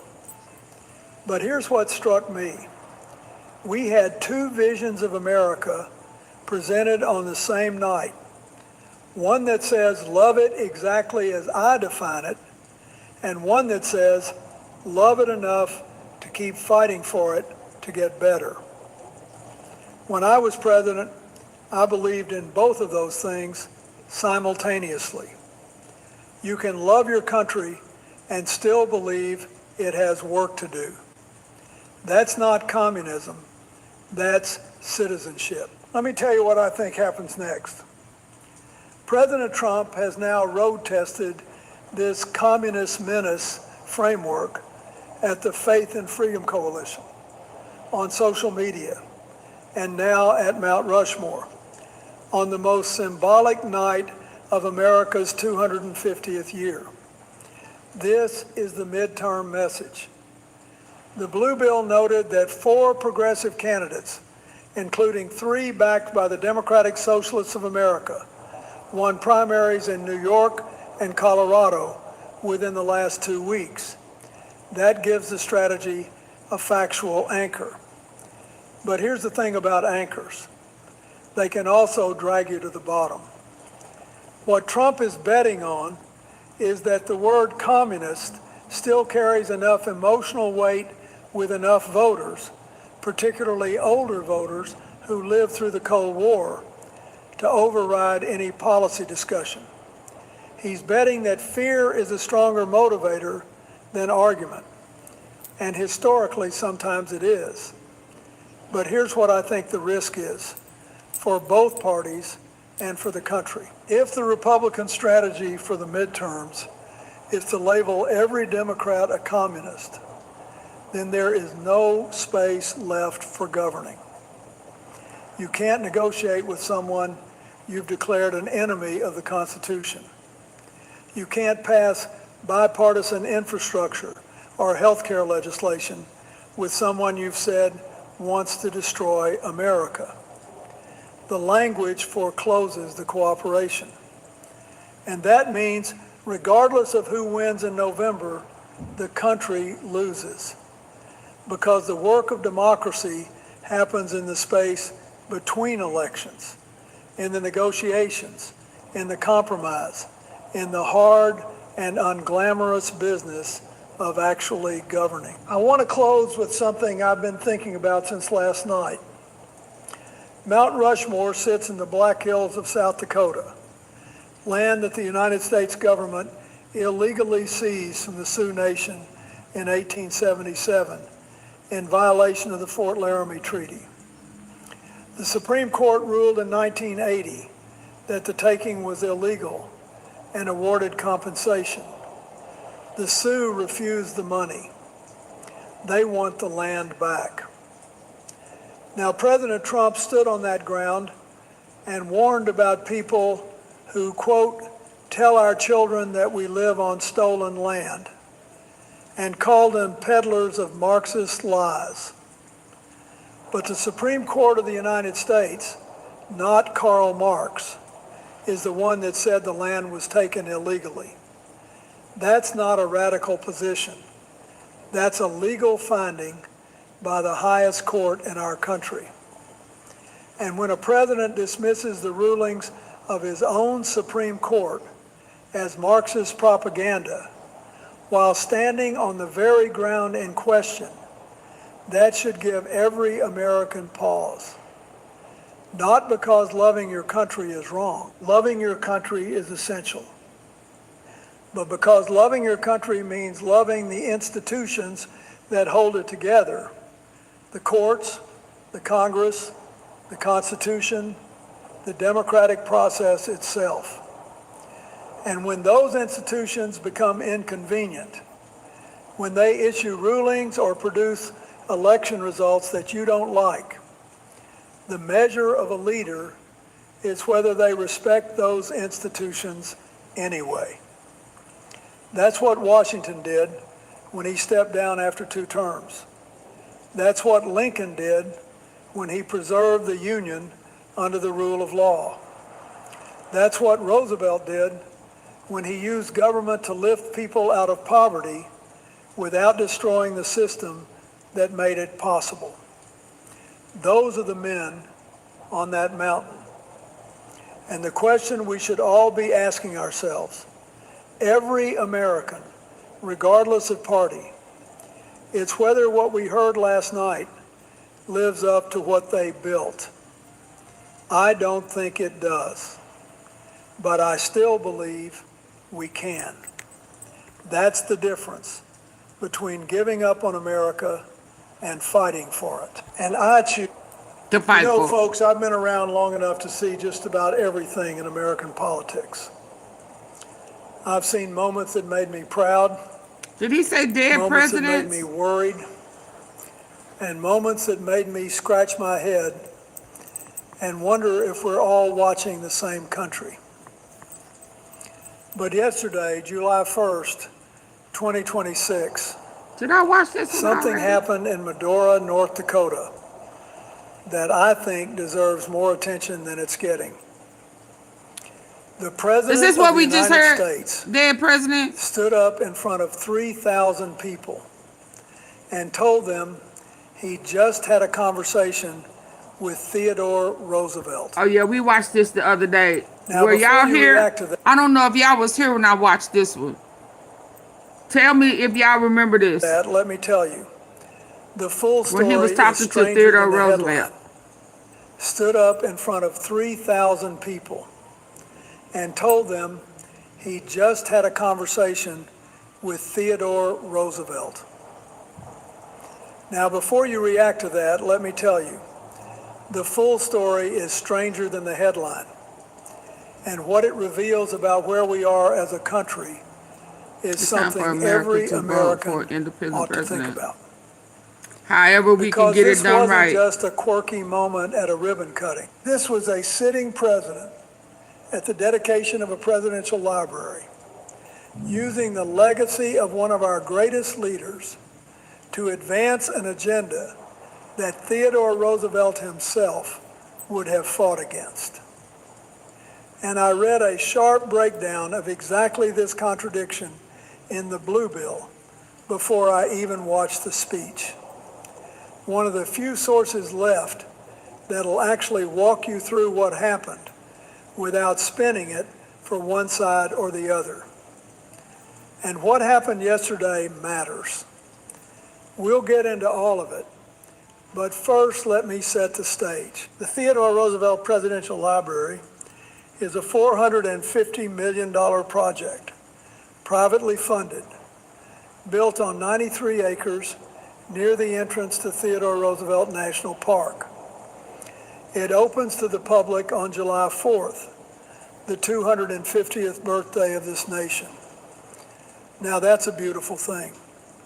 I mean that sincerely. Theodore Roosevelt was one of the most remarkable human beings ever to hold the office I once held. He went to the North Dakota Badlands in 1884 as a 25-year-old man, grieving. His wife and his mother died on the same day in the same house. Can you imagine that? And he went out west and the land healed him. He came back a different man.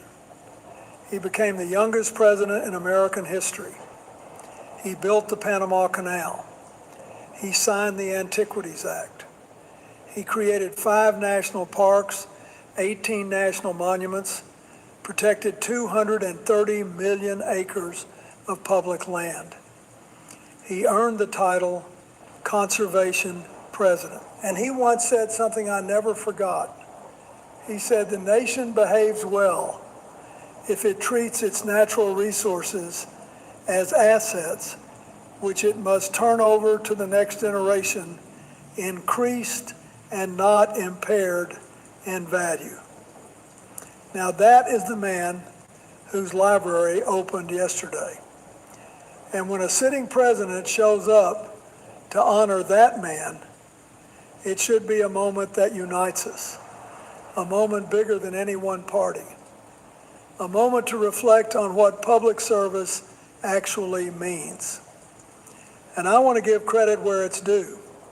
Showing up, cutting the ribbon, bringing Roosevelt's Medal of Honor from the White House to the library, that's a generous gesture. That medal had been displayed in the Roosevelt Room at the White House, and presenting it to the library alongside the Medal of Honor earned by Roosevelt's son, who fought on D-Day, that is a meaningful act of historical stewardship. I'm not going to pretend otherwise. When a president does something right, you say so. But here's the honest truth, and this is where things start to get complicated. The visit itself quickly became something else entirely. The president toured the library privately, and during that tour, He interacted with an artificial intelligence exhibit built by Microsoft and a company called Lemon Slice. The exhibit is called Talk with TR. You walk up, swipe a bracelet, press a button, and you have a conversation with an AI version of Theodore Roosevelt. It's built on his speeches, his letters, his books.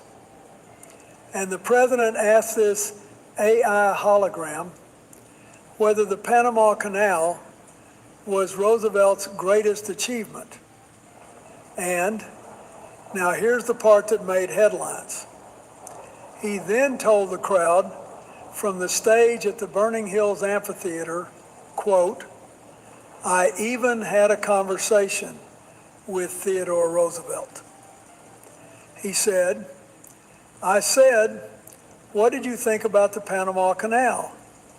Do you consider that your greatest achievement? How do you feel about the fact that the Democrats gave the Panama Canal away to Panama for $1?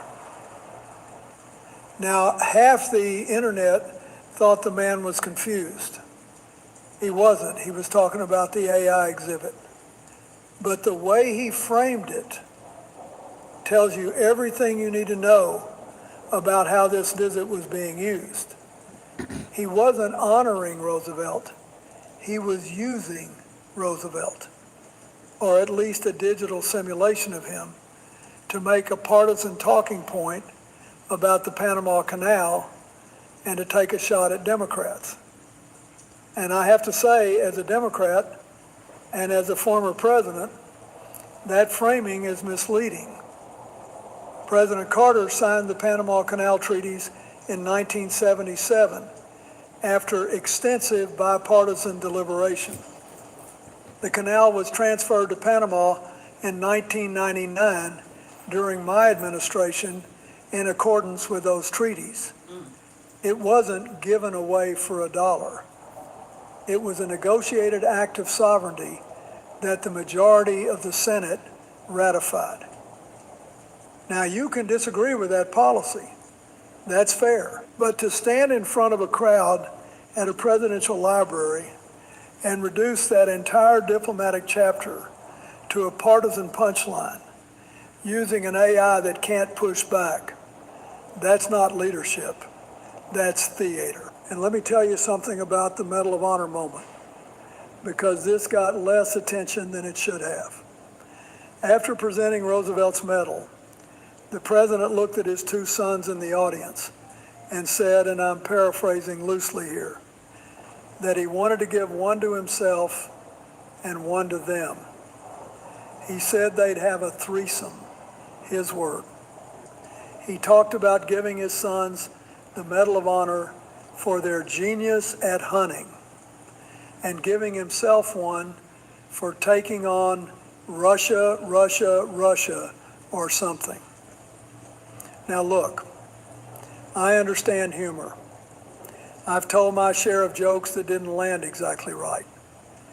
But the Medal of Honor is the highest military decoration this country gives. It is awarded for valor above and beyond the call of duty. Men and women have died earning it. Theodore Roosevelt's son earned his storming Utah Beach on D-Day. And to stand at the dedication of that man's library and turn the medal into a family joke, even if it was meant to be lighthearted, it tells you something about how seriously the office and its symbols are being treated. When I was president, there were moments where you just didn't go there. Not because anyone would stop you, but because the weight of the office reminded you that some things are sacred. The Medal of Honor is one of them. Now here's what really ought to concern every American, regardless of party. The president stood in that amphitheater surrounded by Rough Rider reenactors and praised Theodore Roosevelt as a man of ambition and pride and greatness. But what he did not do, and this was conspicuous to anyone who knows the history, was mention Roosevelt's conservation legacy. Not once. He talked about the Panama Canal. He talked about tariffs and William McKinley. He talked about grit and ambition. But he did not mention that Theodore Roosevelt protected 230 million acres of American land. He did not mention the national parks. He did not mention the Antiquities Act. And the reason is obvious, because the current administration has systematically dismantled the very conservation framework Roosevelt built. They've removed protections from over 100 million acres of public land across both terms. They've weakened the Endangered Species Act. They've rolled back the Bureau of Land Management's conservation rule. In June of this year, they issued an executive order opening more than 300 million acres of Pacific Ocean national monuments to commercial fishing. Interior Secretary Burgum, who introduced the president yesterday and who served as North Dakota's governor, has been leading the charge to streamline oil, gas, and coal development on public lands. And conservation organizations, including the Center for Western Priorities and the Center for American Progress, have called the comparison between Trump and Roosevelt a clear farce. The Blue Bill actually ran a thorough piece connecting these policy rollbacks to the library opening, and it's the kind of reporting that lays the contradiction bare without needing to shout about it. Roosevelt ended the Gilded Age. What we're watching right now, in many ways, is the return of it. And I want to be fair.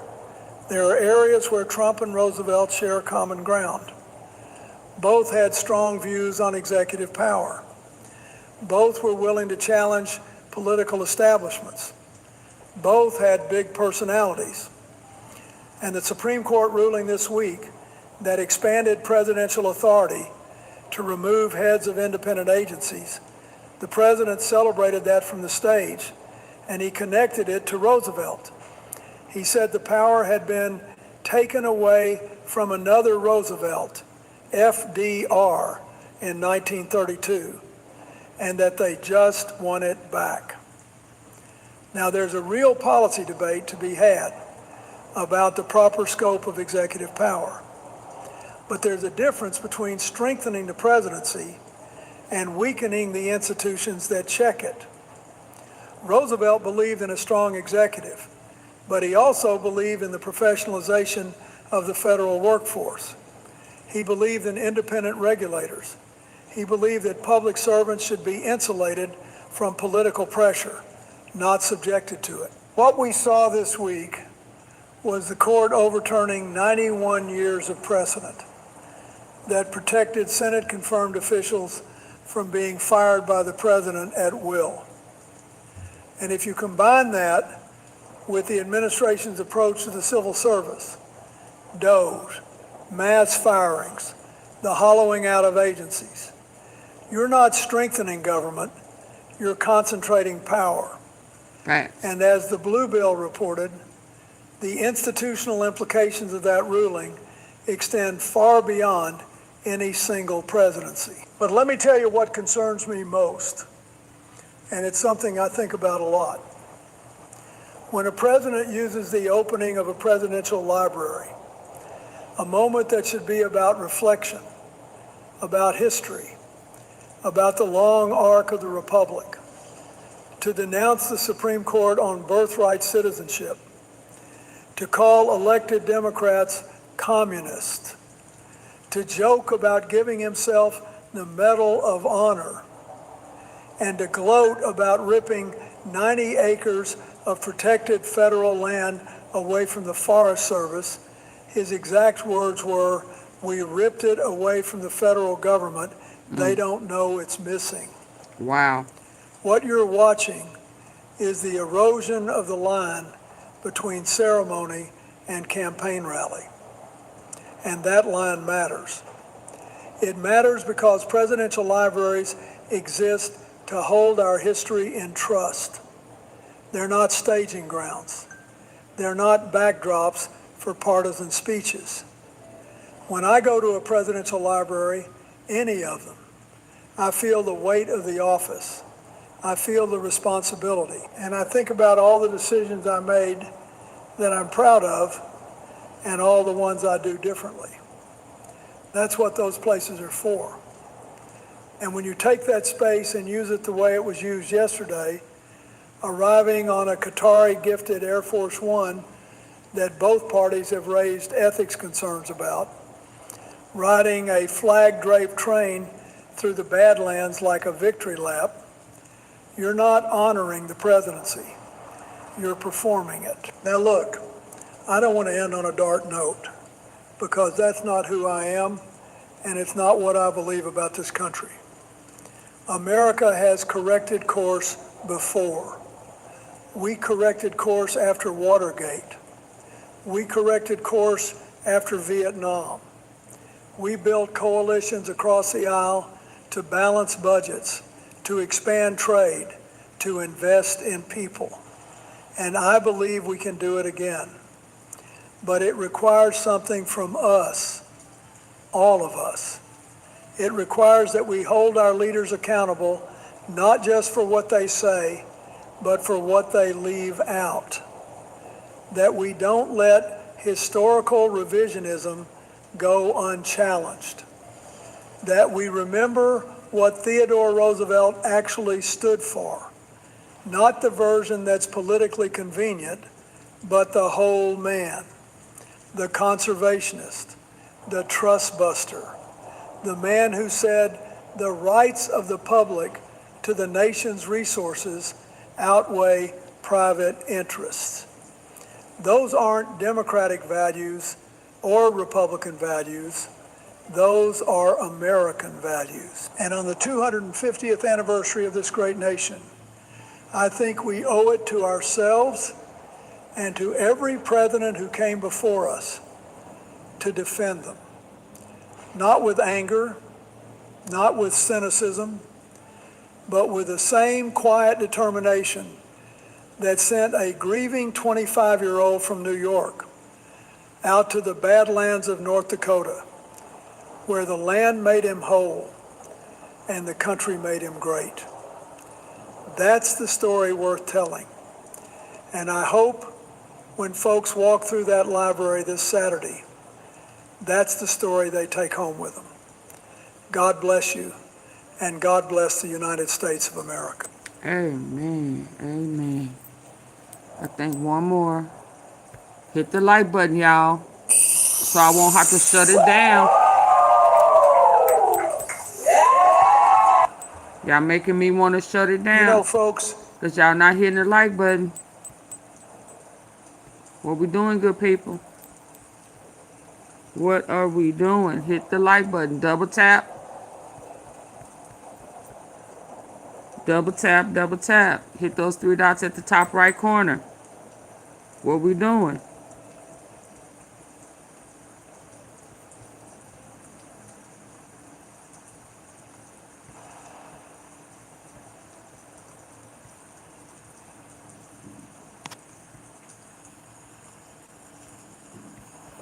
Y'all need to hit the like button and help me reach my goal.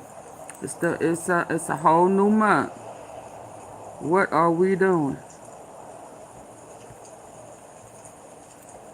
Where was it?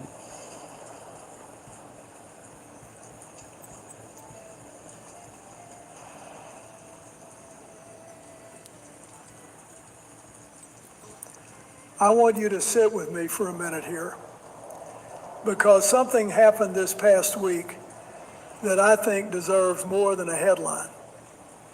It deserves a real conversation. Let's go. Talk about it. On July 3rd, one day before we celebrate 250 years of American independence, General Charles Q. Brown Jr., a man who spent over 40 years in uniform, who served as the chairman of the Joint Chiefs of Staff, published an essay in Foreign Affairs that, in my view, may be one of the most important things a retired military leader has written in a generation. Now, he didn't name anybody, he didn't throw bombs, he didn't make it personal, but what he said and how he said it tells you everything about where we are right now as a country. The Blue Bill actually traced the sequence of events leading up to this essay in a way that caught a connection I hadn't fully considered between the Aspen remarks and the timing of the Foreign Affairs publication. And I want to walk you through that because the timeline matters more than most people realize. Let me set the stage for you. General C.Q. Brown is a retired four-star Air Force general. He's the second black man in American history to serve as chairman of the Joint Chiefs of Staff. He was originally nominated as Air Force Chief of Staff by Donald Trump himself in 2020. At the time, Trump called him a patriot and great leader. Let that sink in. Yeah, he flipped on. This is not some partisan operative. This is a man that Trump personally elevated to lead an entire branch of the military. Then Joe Biden nominated him as chairman of the Joint Chiefs in 2023, which is the president's top military advisor. His term was supposed to run through 2027. But in February of 2025, barely a month into Trump's second term, Defense Secretary Pete Hegseth fired him. Fired Admiral Lisa Franchetti, too, the first woman to serve as Chief of Naval Operations, and General James Slife, the Air Force Vice Chief, all in one night. It was the first time in American history that two members of the Joint Chiefs were dismissed from their senior positions simultaneously. And we'll come back to the reasoning behind that in a moment, because that's where this story starts to get very uncomfortable for people who care about how our military actually functions. Now look, let me be fair about something. The president has a legal authority to remove senior military officers from their positions. Yeah, he removed a lot of them. Some of them I know. Civilian control of the military is one of the foundational principles of our democracy. And I defended that principle every day I sat in the Oval Office. If a president genuinely believes that a military leader is not performing or is not aligned with the national security strategy, there is a mechanism for making that change. Look, 3 passes on the couch, just 3. Look at what the Saker pulled out. I'm getting goosebumps just looking at it again. This isn't... I understand the argument that supporters make, that these were Biden-era appointments who didn't share the administration's vision, and that any president deserves a team that reflects his priorities.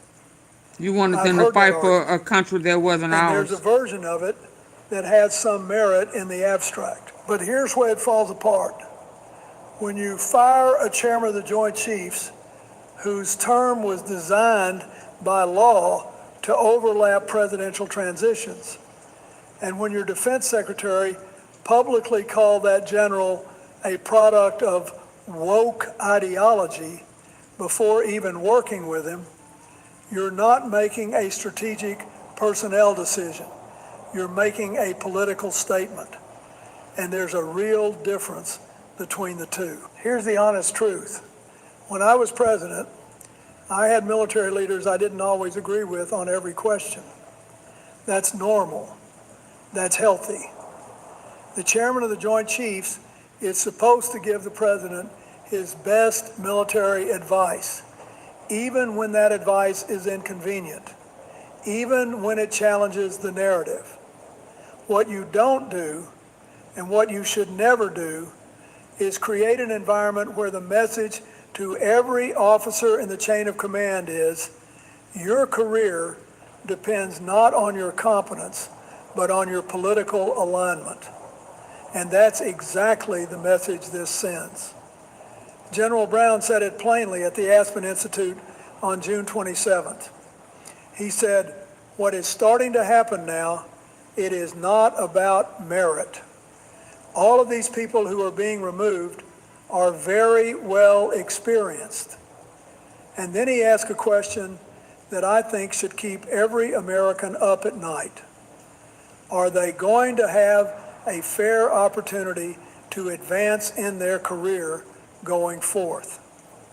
That's not a partisan question. That's a question about whether the United States military is going to remain a meritocracy or become something else entirely. Now, here's where General Brown's Foreign Affairs essay really drives the point home. And this is where things start to get complicated. He and his co-authors, Peter Feaver, a Duke political science professor who served on George W. Bush's National Security Council, and Andrew Craigie, a North Carolina lawyer, they didn't write some angry op-ed. They wrote a carefully argued historical analysis that traces the relationship between civilian leadership and the military all the way back to George Washington. And the central warning is this: when you use the military for politically contentious domestic missions, like deploying National Guard troops into American cities to address crime, you are pulling the armed forces away from their primary combat mission and dragging them into political territory where they do not belong. Facts. Brown wrote that when there's a genuine national disaster, the public embraces military assistance without question.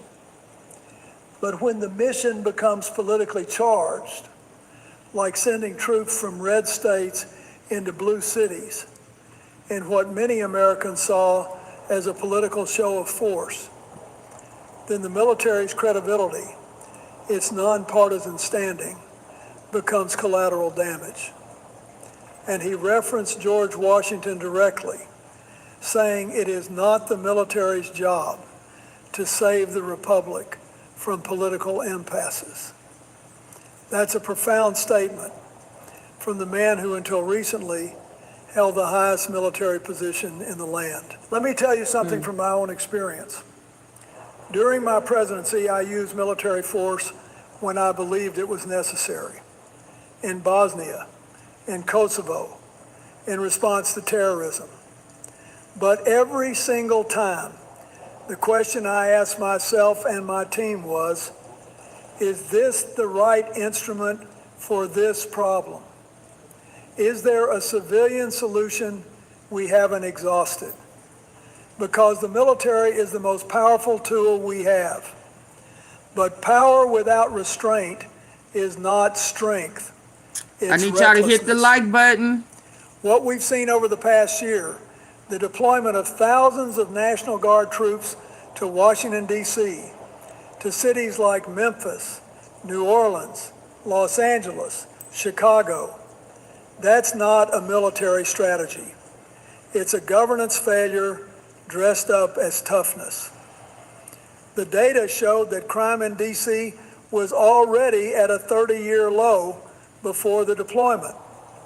The Senate Minority Report estimated the cost at over $330 million through early 2026, more than $1 million a day.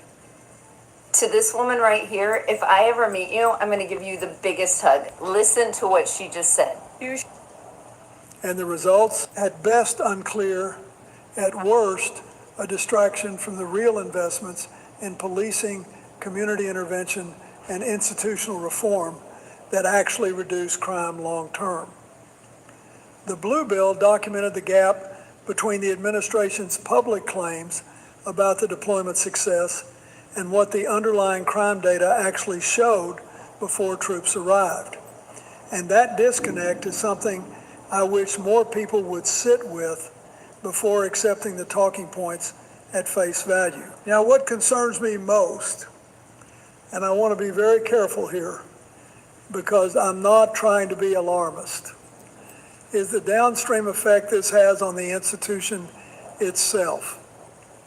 When you purge experienced military leaders, not because they failed, but because they were appointed by the previous administration, or because they represent a demographic that your defense secretary has publicly mocked, you are telling every young officer, every mid-career commander, every enlisted service member watching from the ranks, keep your head down. Don't be the one who tells the truth when the truth is inconvenient. Don't stand out in ways that might make you a target. That kind of institutional fear doesn't show up in a budget line or a policy memo. It shows up 10 years from now, when the people who should be leading our military have already left, or when the ones who stayed learned that survival means silence. Congressman Don Bacon, a Republican, a former Air Force Brigadier General, said the dismissals had politicized the process unnecessarily. Senator Tom Tillis, also a Republican, criticized Hex's handling of senior leadership changes. This is not a Democratic complaint. This is a bipartisan alarm bell. Let me talk about what I think happens next, because I believe the consequences of this moment extend well beyond any single essay or any single firing. First, there is a chilling effect on military council. Future chairmen, future service chiefs will know that candor can end their careers overnight. That means the advice reaching the president will become more cautious, more filtered, more politically calibrated, which is exactly the opposite of what a commander-in-chief needs when lives are on the line. Second, military readiness will suffer. Brown's essay warns that if you ask too much of the military, if you divert them into domestic political operations while simultaneously purging experienced leadership, you risk the entire enterprise. That's not rhetoric. That's a man with 40 years of operational experience telling you that the force is being stretched in ways it was never designed for. Third, recruitment will take a hit. The military is already struggling to meet recruiting targets. When young people see that the armed forces have become a stage for political theater, when they see generals fired for who appointed them rather than how they served, the appeal of military service diminishes.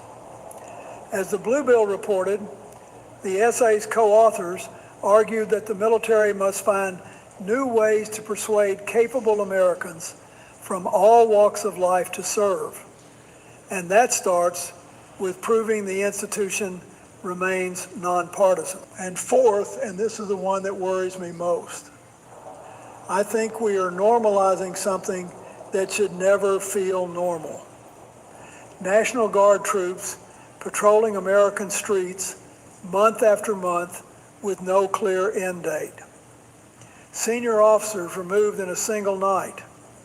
A defense secretary who wrote in his own book that the chairman of the Joint Chiefs built his generalship dutifully pursuing the radical positions of left-wing politicians, and then fired that same man within weeks of taking office. Berkey purification systems are superior because they remove most harmful bacteria, viruses, chemicals. We have got to remember that the military swears an oath not to a party, not to a president, but to the Constitution. Right. General Brown said that in his essay, and it wasn't new. Every officer who's ever raised their right hand knows it. But there's a difference between knowing something and defending it when the pressure comes. What General Brown did this week, writing that essay, speaking at the Aspen Institute, putting his name on a document that everyone understood was directed at the administration that fired him. That took a kind of courage that doesn't come from rank or position. It comes from conviction. Now, I want to close by saying something that I think is important, especially today on the 4th of July. We are 250 years into this experiment. That's the word Washington used, experiment. He didn't say permanent arrangement. He didn't say guaranteed outcome.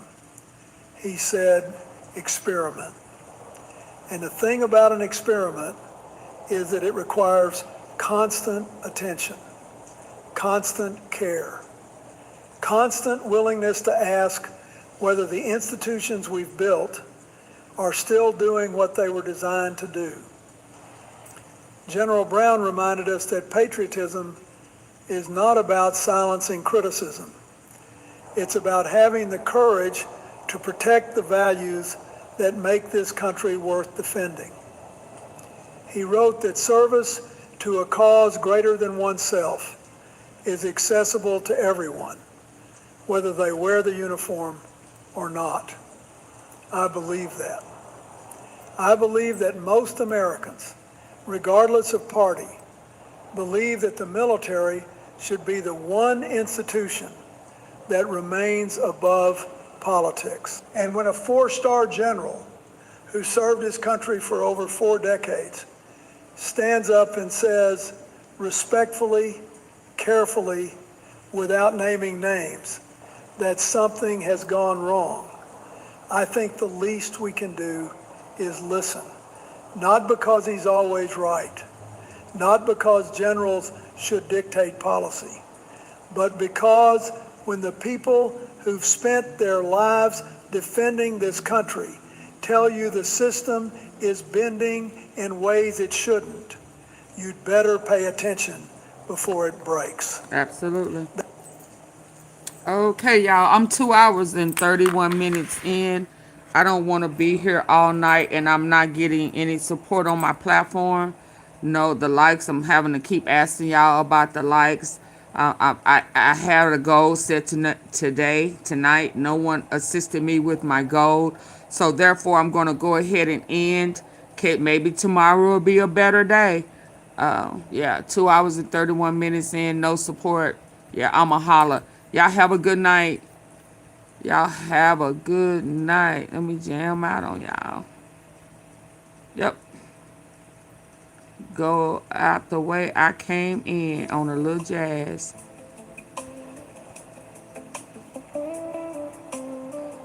Started to say goodbye, goodbye, goodbye.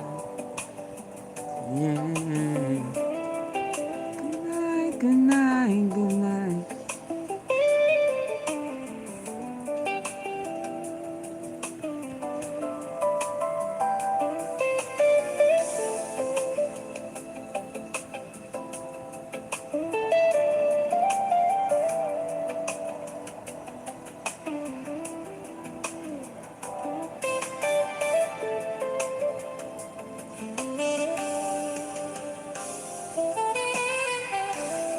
What was the legal I did that battle? my whole career, and I signed legislation. Yeah.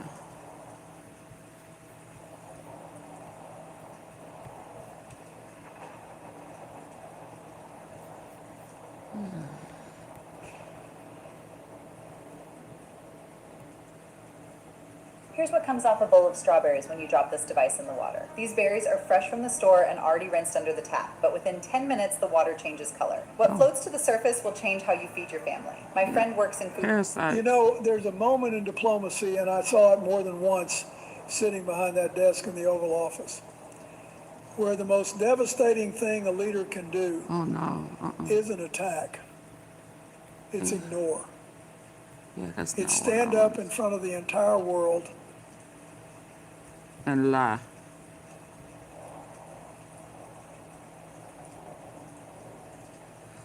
Oh no, his toupee blew up. Oh my God. Oh my God, today. They killed Iran leader to break it. Instead, it made him a martyr. Yeah, Trump message to Iran. Yeah. For a quarter millennium birthday. And buried inside it, 3 sentences that just rewrote the rules of this entire conflict in real time. If you think what was said at Mount Rushmore on July 4th was just a throwaway line at a rally, Only you have American. fundamentally misread how this president operates, how this war has been waged, and what America's Independence Day, but one American was making headlines thousands of miles away. Conservative influencer Jackson Hinkle attended the funeral ceremonies of Iran's late supreme leader, Ali Khamenei, shocking President Donald Trump and several of his allies. So Hinkle who showed up? America's Independence Day, but one American was making headlines thousands of miles away. Oh wow. Conservative influencer Jackson Hinkle attended the funeral ceremonies of Iran's late supreme leader, Ali Khamenei, shocking President Donald Trump and several of his allies. Hinkle posted, The Trump regime is refusing to release Volume 2 of Special Counsel Jack Smith's report, and they're saying Judge Eileen Cannon has blocked the release of this report, therefore we can't make it public. At the same time, the Department of Justice accidentally just leaked Volume 2 of the report in a case where they are trying to prosecute somebody who was a former federal prosecutor, saying that this former federal prosecutor unlawfully emailed Volume 2 from her DOJ account to her personal Gmail account in violation of a federal judge's order and in violation of the law. Let me break that down because that may seem a little bit confusing to you, but the headline takeaway is that the DOJ accidentally leaked this report that they are claiming nobody can see.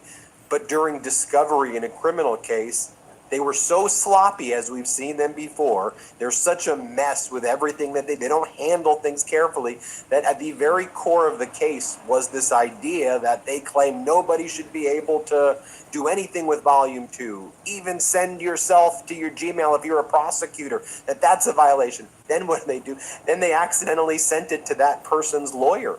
There's a case right now that's taken place, and it's called the People versus Carmen Mercedes Lineberger.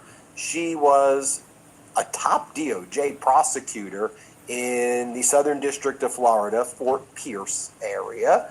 And the Department of Justice, as part of their kind of investigations for leakers, and that's what their priority is, who dare, send themselves this report.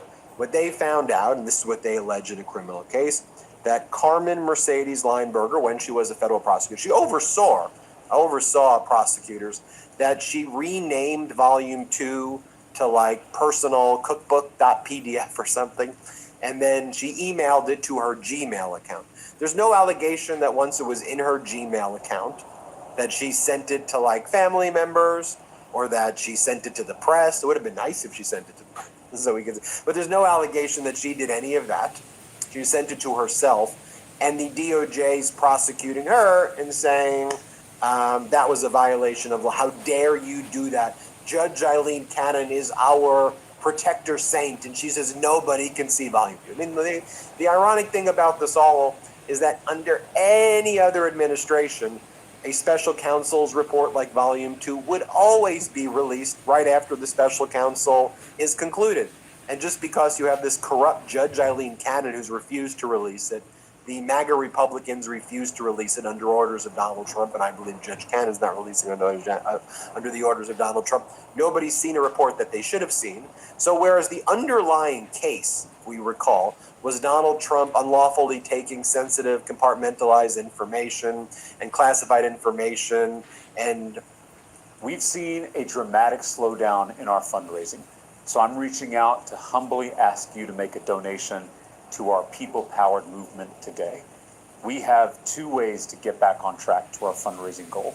We either need a lot more individual donations, or we need those who've given before to donate a larger amount than their last contribution. I wish I didn't have to make that ask, but we need the resources to take on the mega donors and their puppet politicians who want to defeat this movement. Please click the link below to contribute today.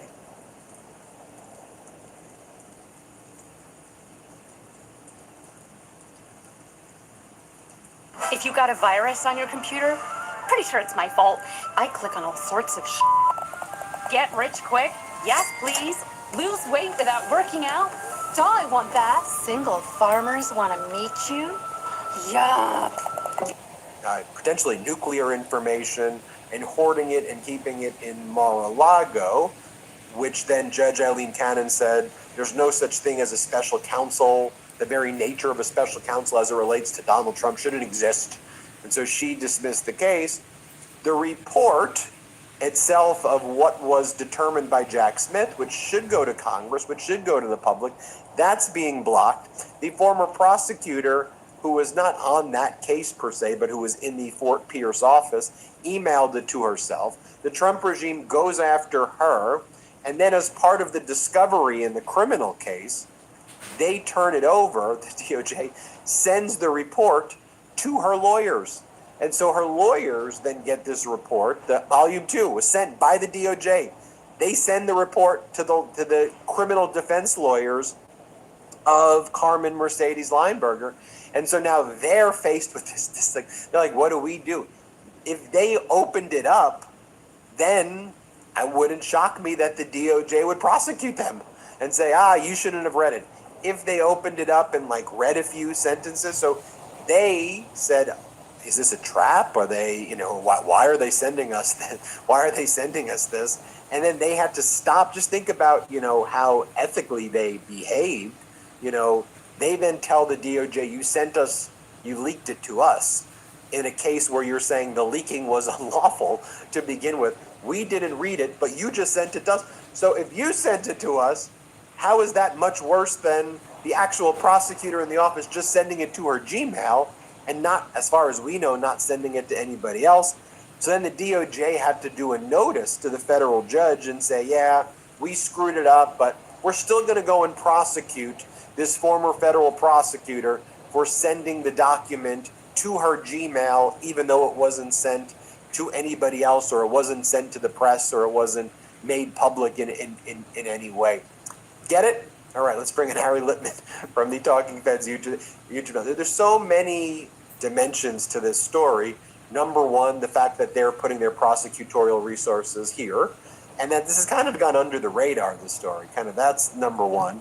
Number two, something that you and I talk about, just the sloppiness. Like, they literally, how if it's a classified document case or whatever, that's the main document you don't turn over, right? That's literally like in a Super Bowl match, or a Super Bowl game, turning over the playbook to the other side. It's the one thing you don't do.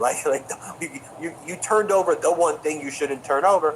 And then they soak 3. They then cavalierly go, yeah, we're still going to prosecute it or whatever. We're going to go after. So you have all of that at play. And then the lawyers saying, oh, crap, are we being set up here by this DOJ? They just said, if we read any line, now we're going to be prosecuted based on their theory of the case.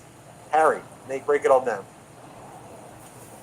Can you imagine the conversation between whoever sent it out and their supervisor? I've experienced things like this before, always in the other direction, where a defense attorney has given something that shouldn't have happened, and that often it'll be privileged. That can be a problem, because if you see it, you can be frozen out of the case.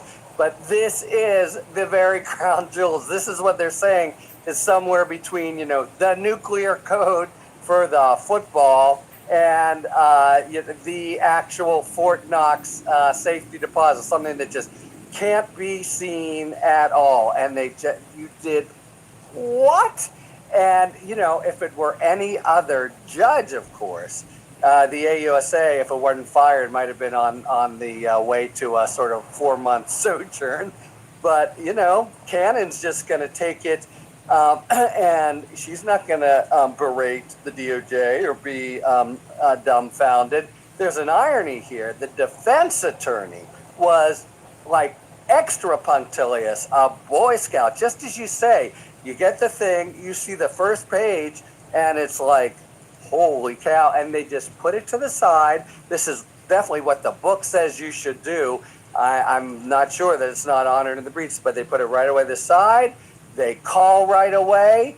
They shred everything they received, and you have this sort of comical submission, if you read between the lines, to Judge Cannon, because they can't jump up and scream or say how important, but they just sort of recite, oh yeah, and it was inadvertently produced to the defense, and the government acknowledges the candor and integrity of the defense for giving it right back and not trying to exploit it. So look, it's the sort of thing that happens, but by the Department of Justice and this very document, which they are treating like some kind of nuclear secret, I think the first lesson is, just as you say, what a kind of Keystone Cops operation. How could this? I can imagine exactly. Here you are at the desk. You take the discovery. You have the cop. How something like that can happen is mind-boggling. But point number two is, in this Department of Justice, between the indifference to regularity and the knowledge that, man oh man, do they have the right judge to backstop them and not make a fuss about it in Eileen Cannon. I think it's just sort of another day. But it is, as you say, just gobsmacking. Here is the actual volume 2. Oops. Unbelievable. These are the types of things, though, that in any other normal time it would never happen. I mean, the very nature, when you get involved in prosecutions like this to begin with, it's like bad karma from the outset. Like, you're doing a bad karma case, and then you behave in a certain way, and it results in, kind of a parade of terribles from the very outset, which is,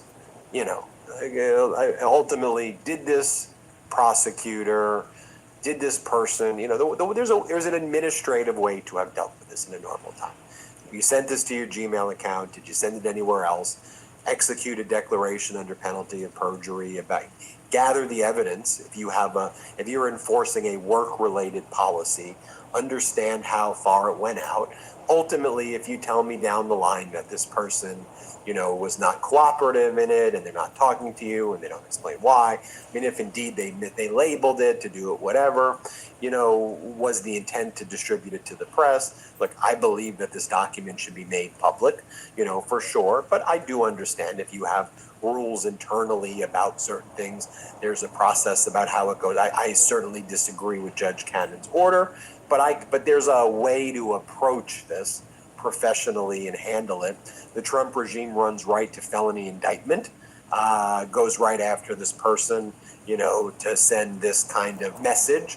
And then when they litigate it, the very thing they're trying to send the message, they send the document to the defense lawyer as their first thing. And the defense lawyer is like, what are you doing here?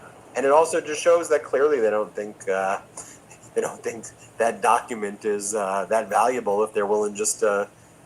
How much documents could be involved in a discovery in that type? This ain't the Epstein. It's the only document like it in the country, really. You could say it's the one they're trying the most hard to keep from public view.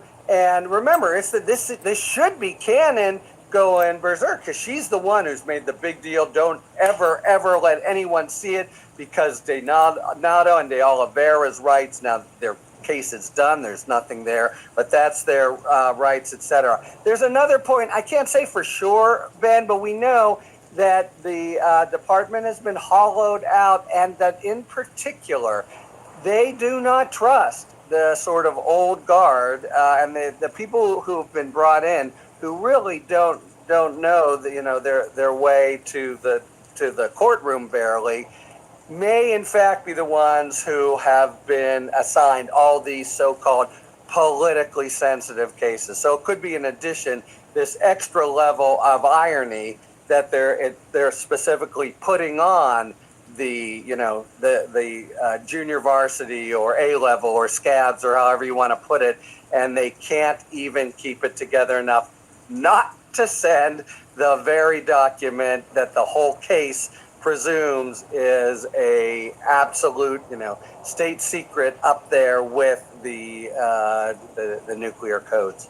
Yeah, and it shouldn't be a state secret. It should be released. We should all be able to see And by the way, it won't be. I think you and I have said this. That's going to come. The day will come when we'll see Volume 2. I don't know when, but that day will come. I agree. Everybody, make sure you All right, subscribe good to night. Harry Littman's YouTube channel. It's called Talking Feds. Good night, good night. He's got a Substack as well.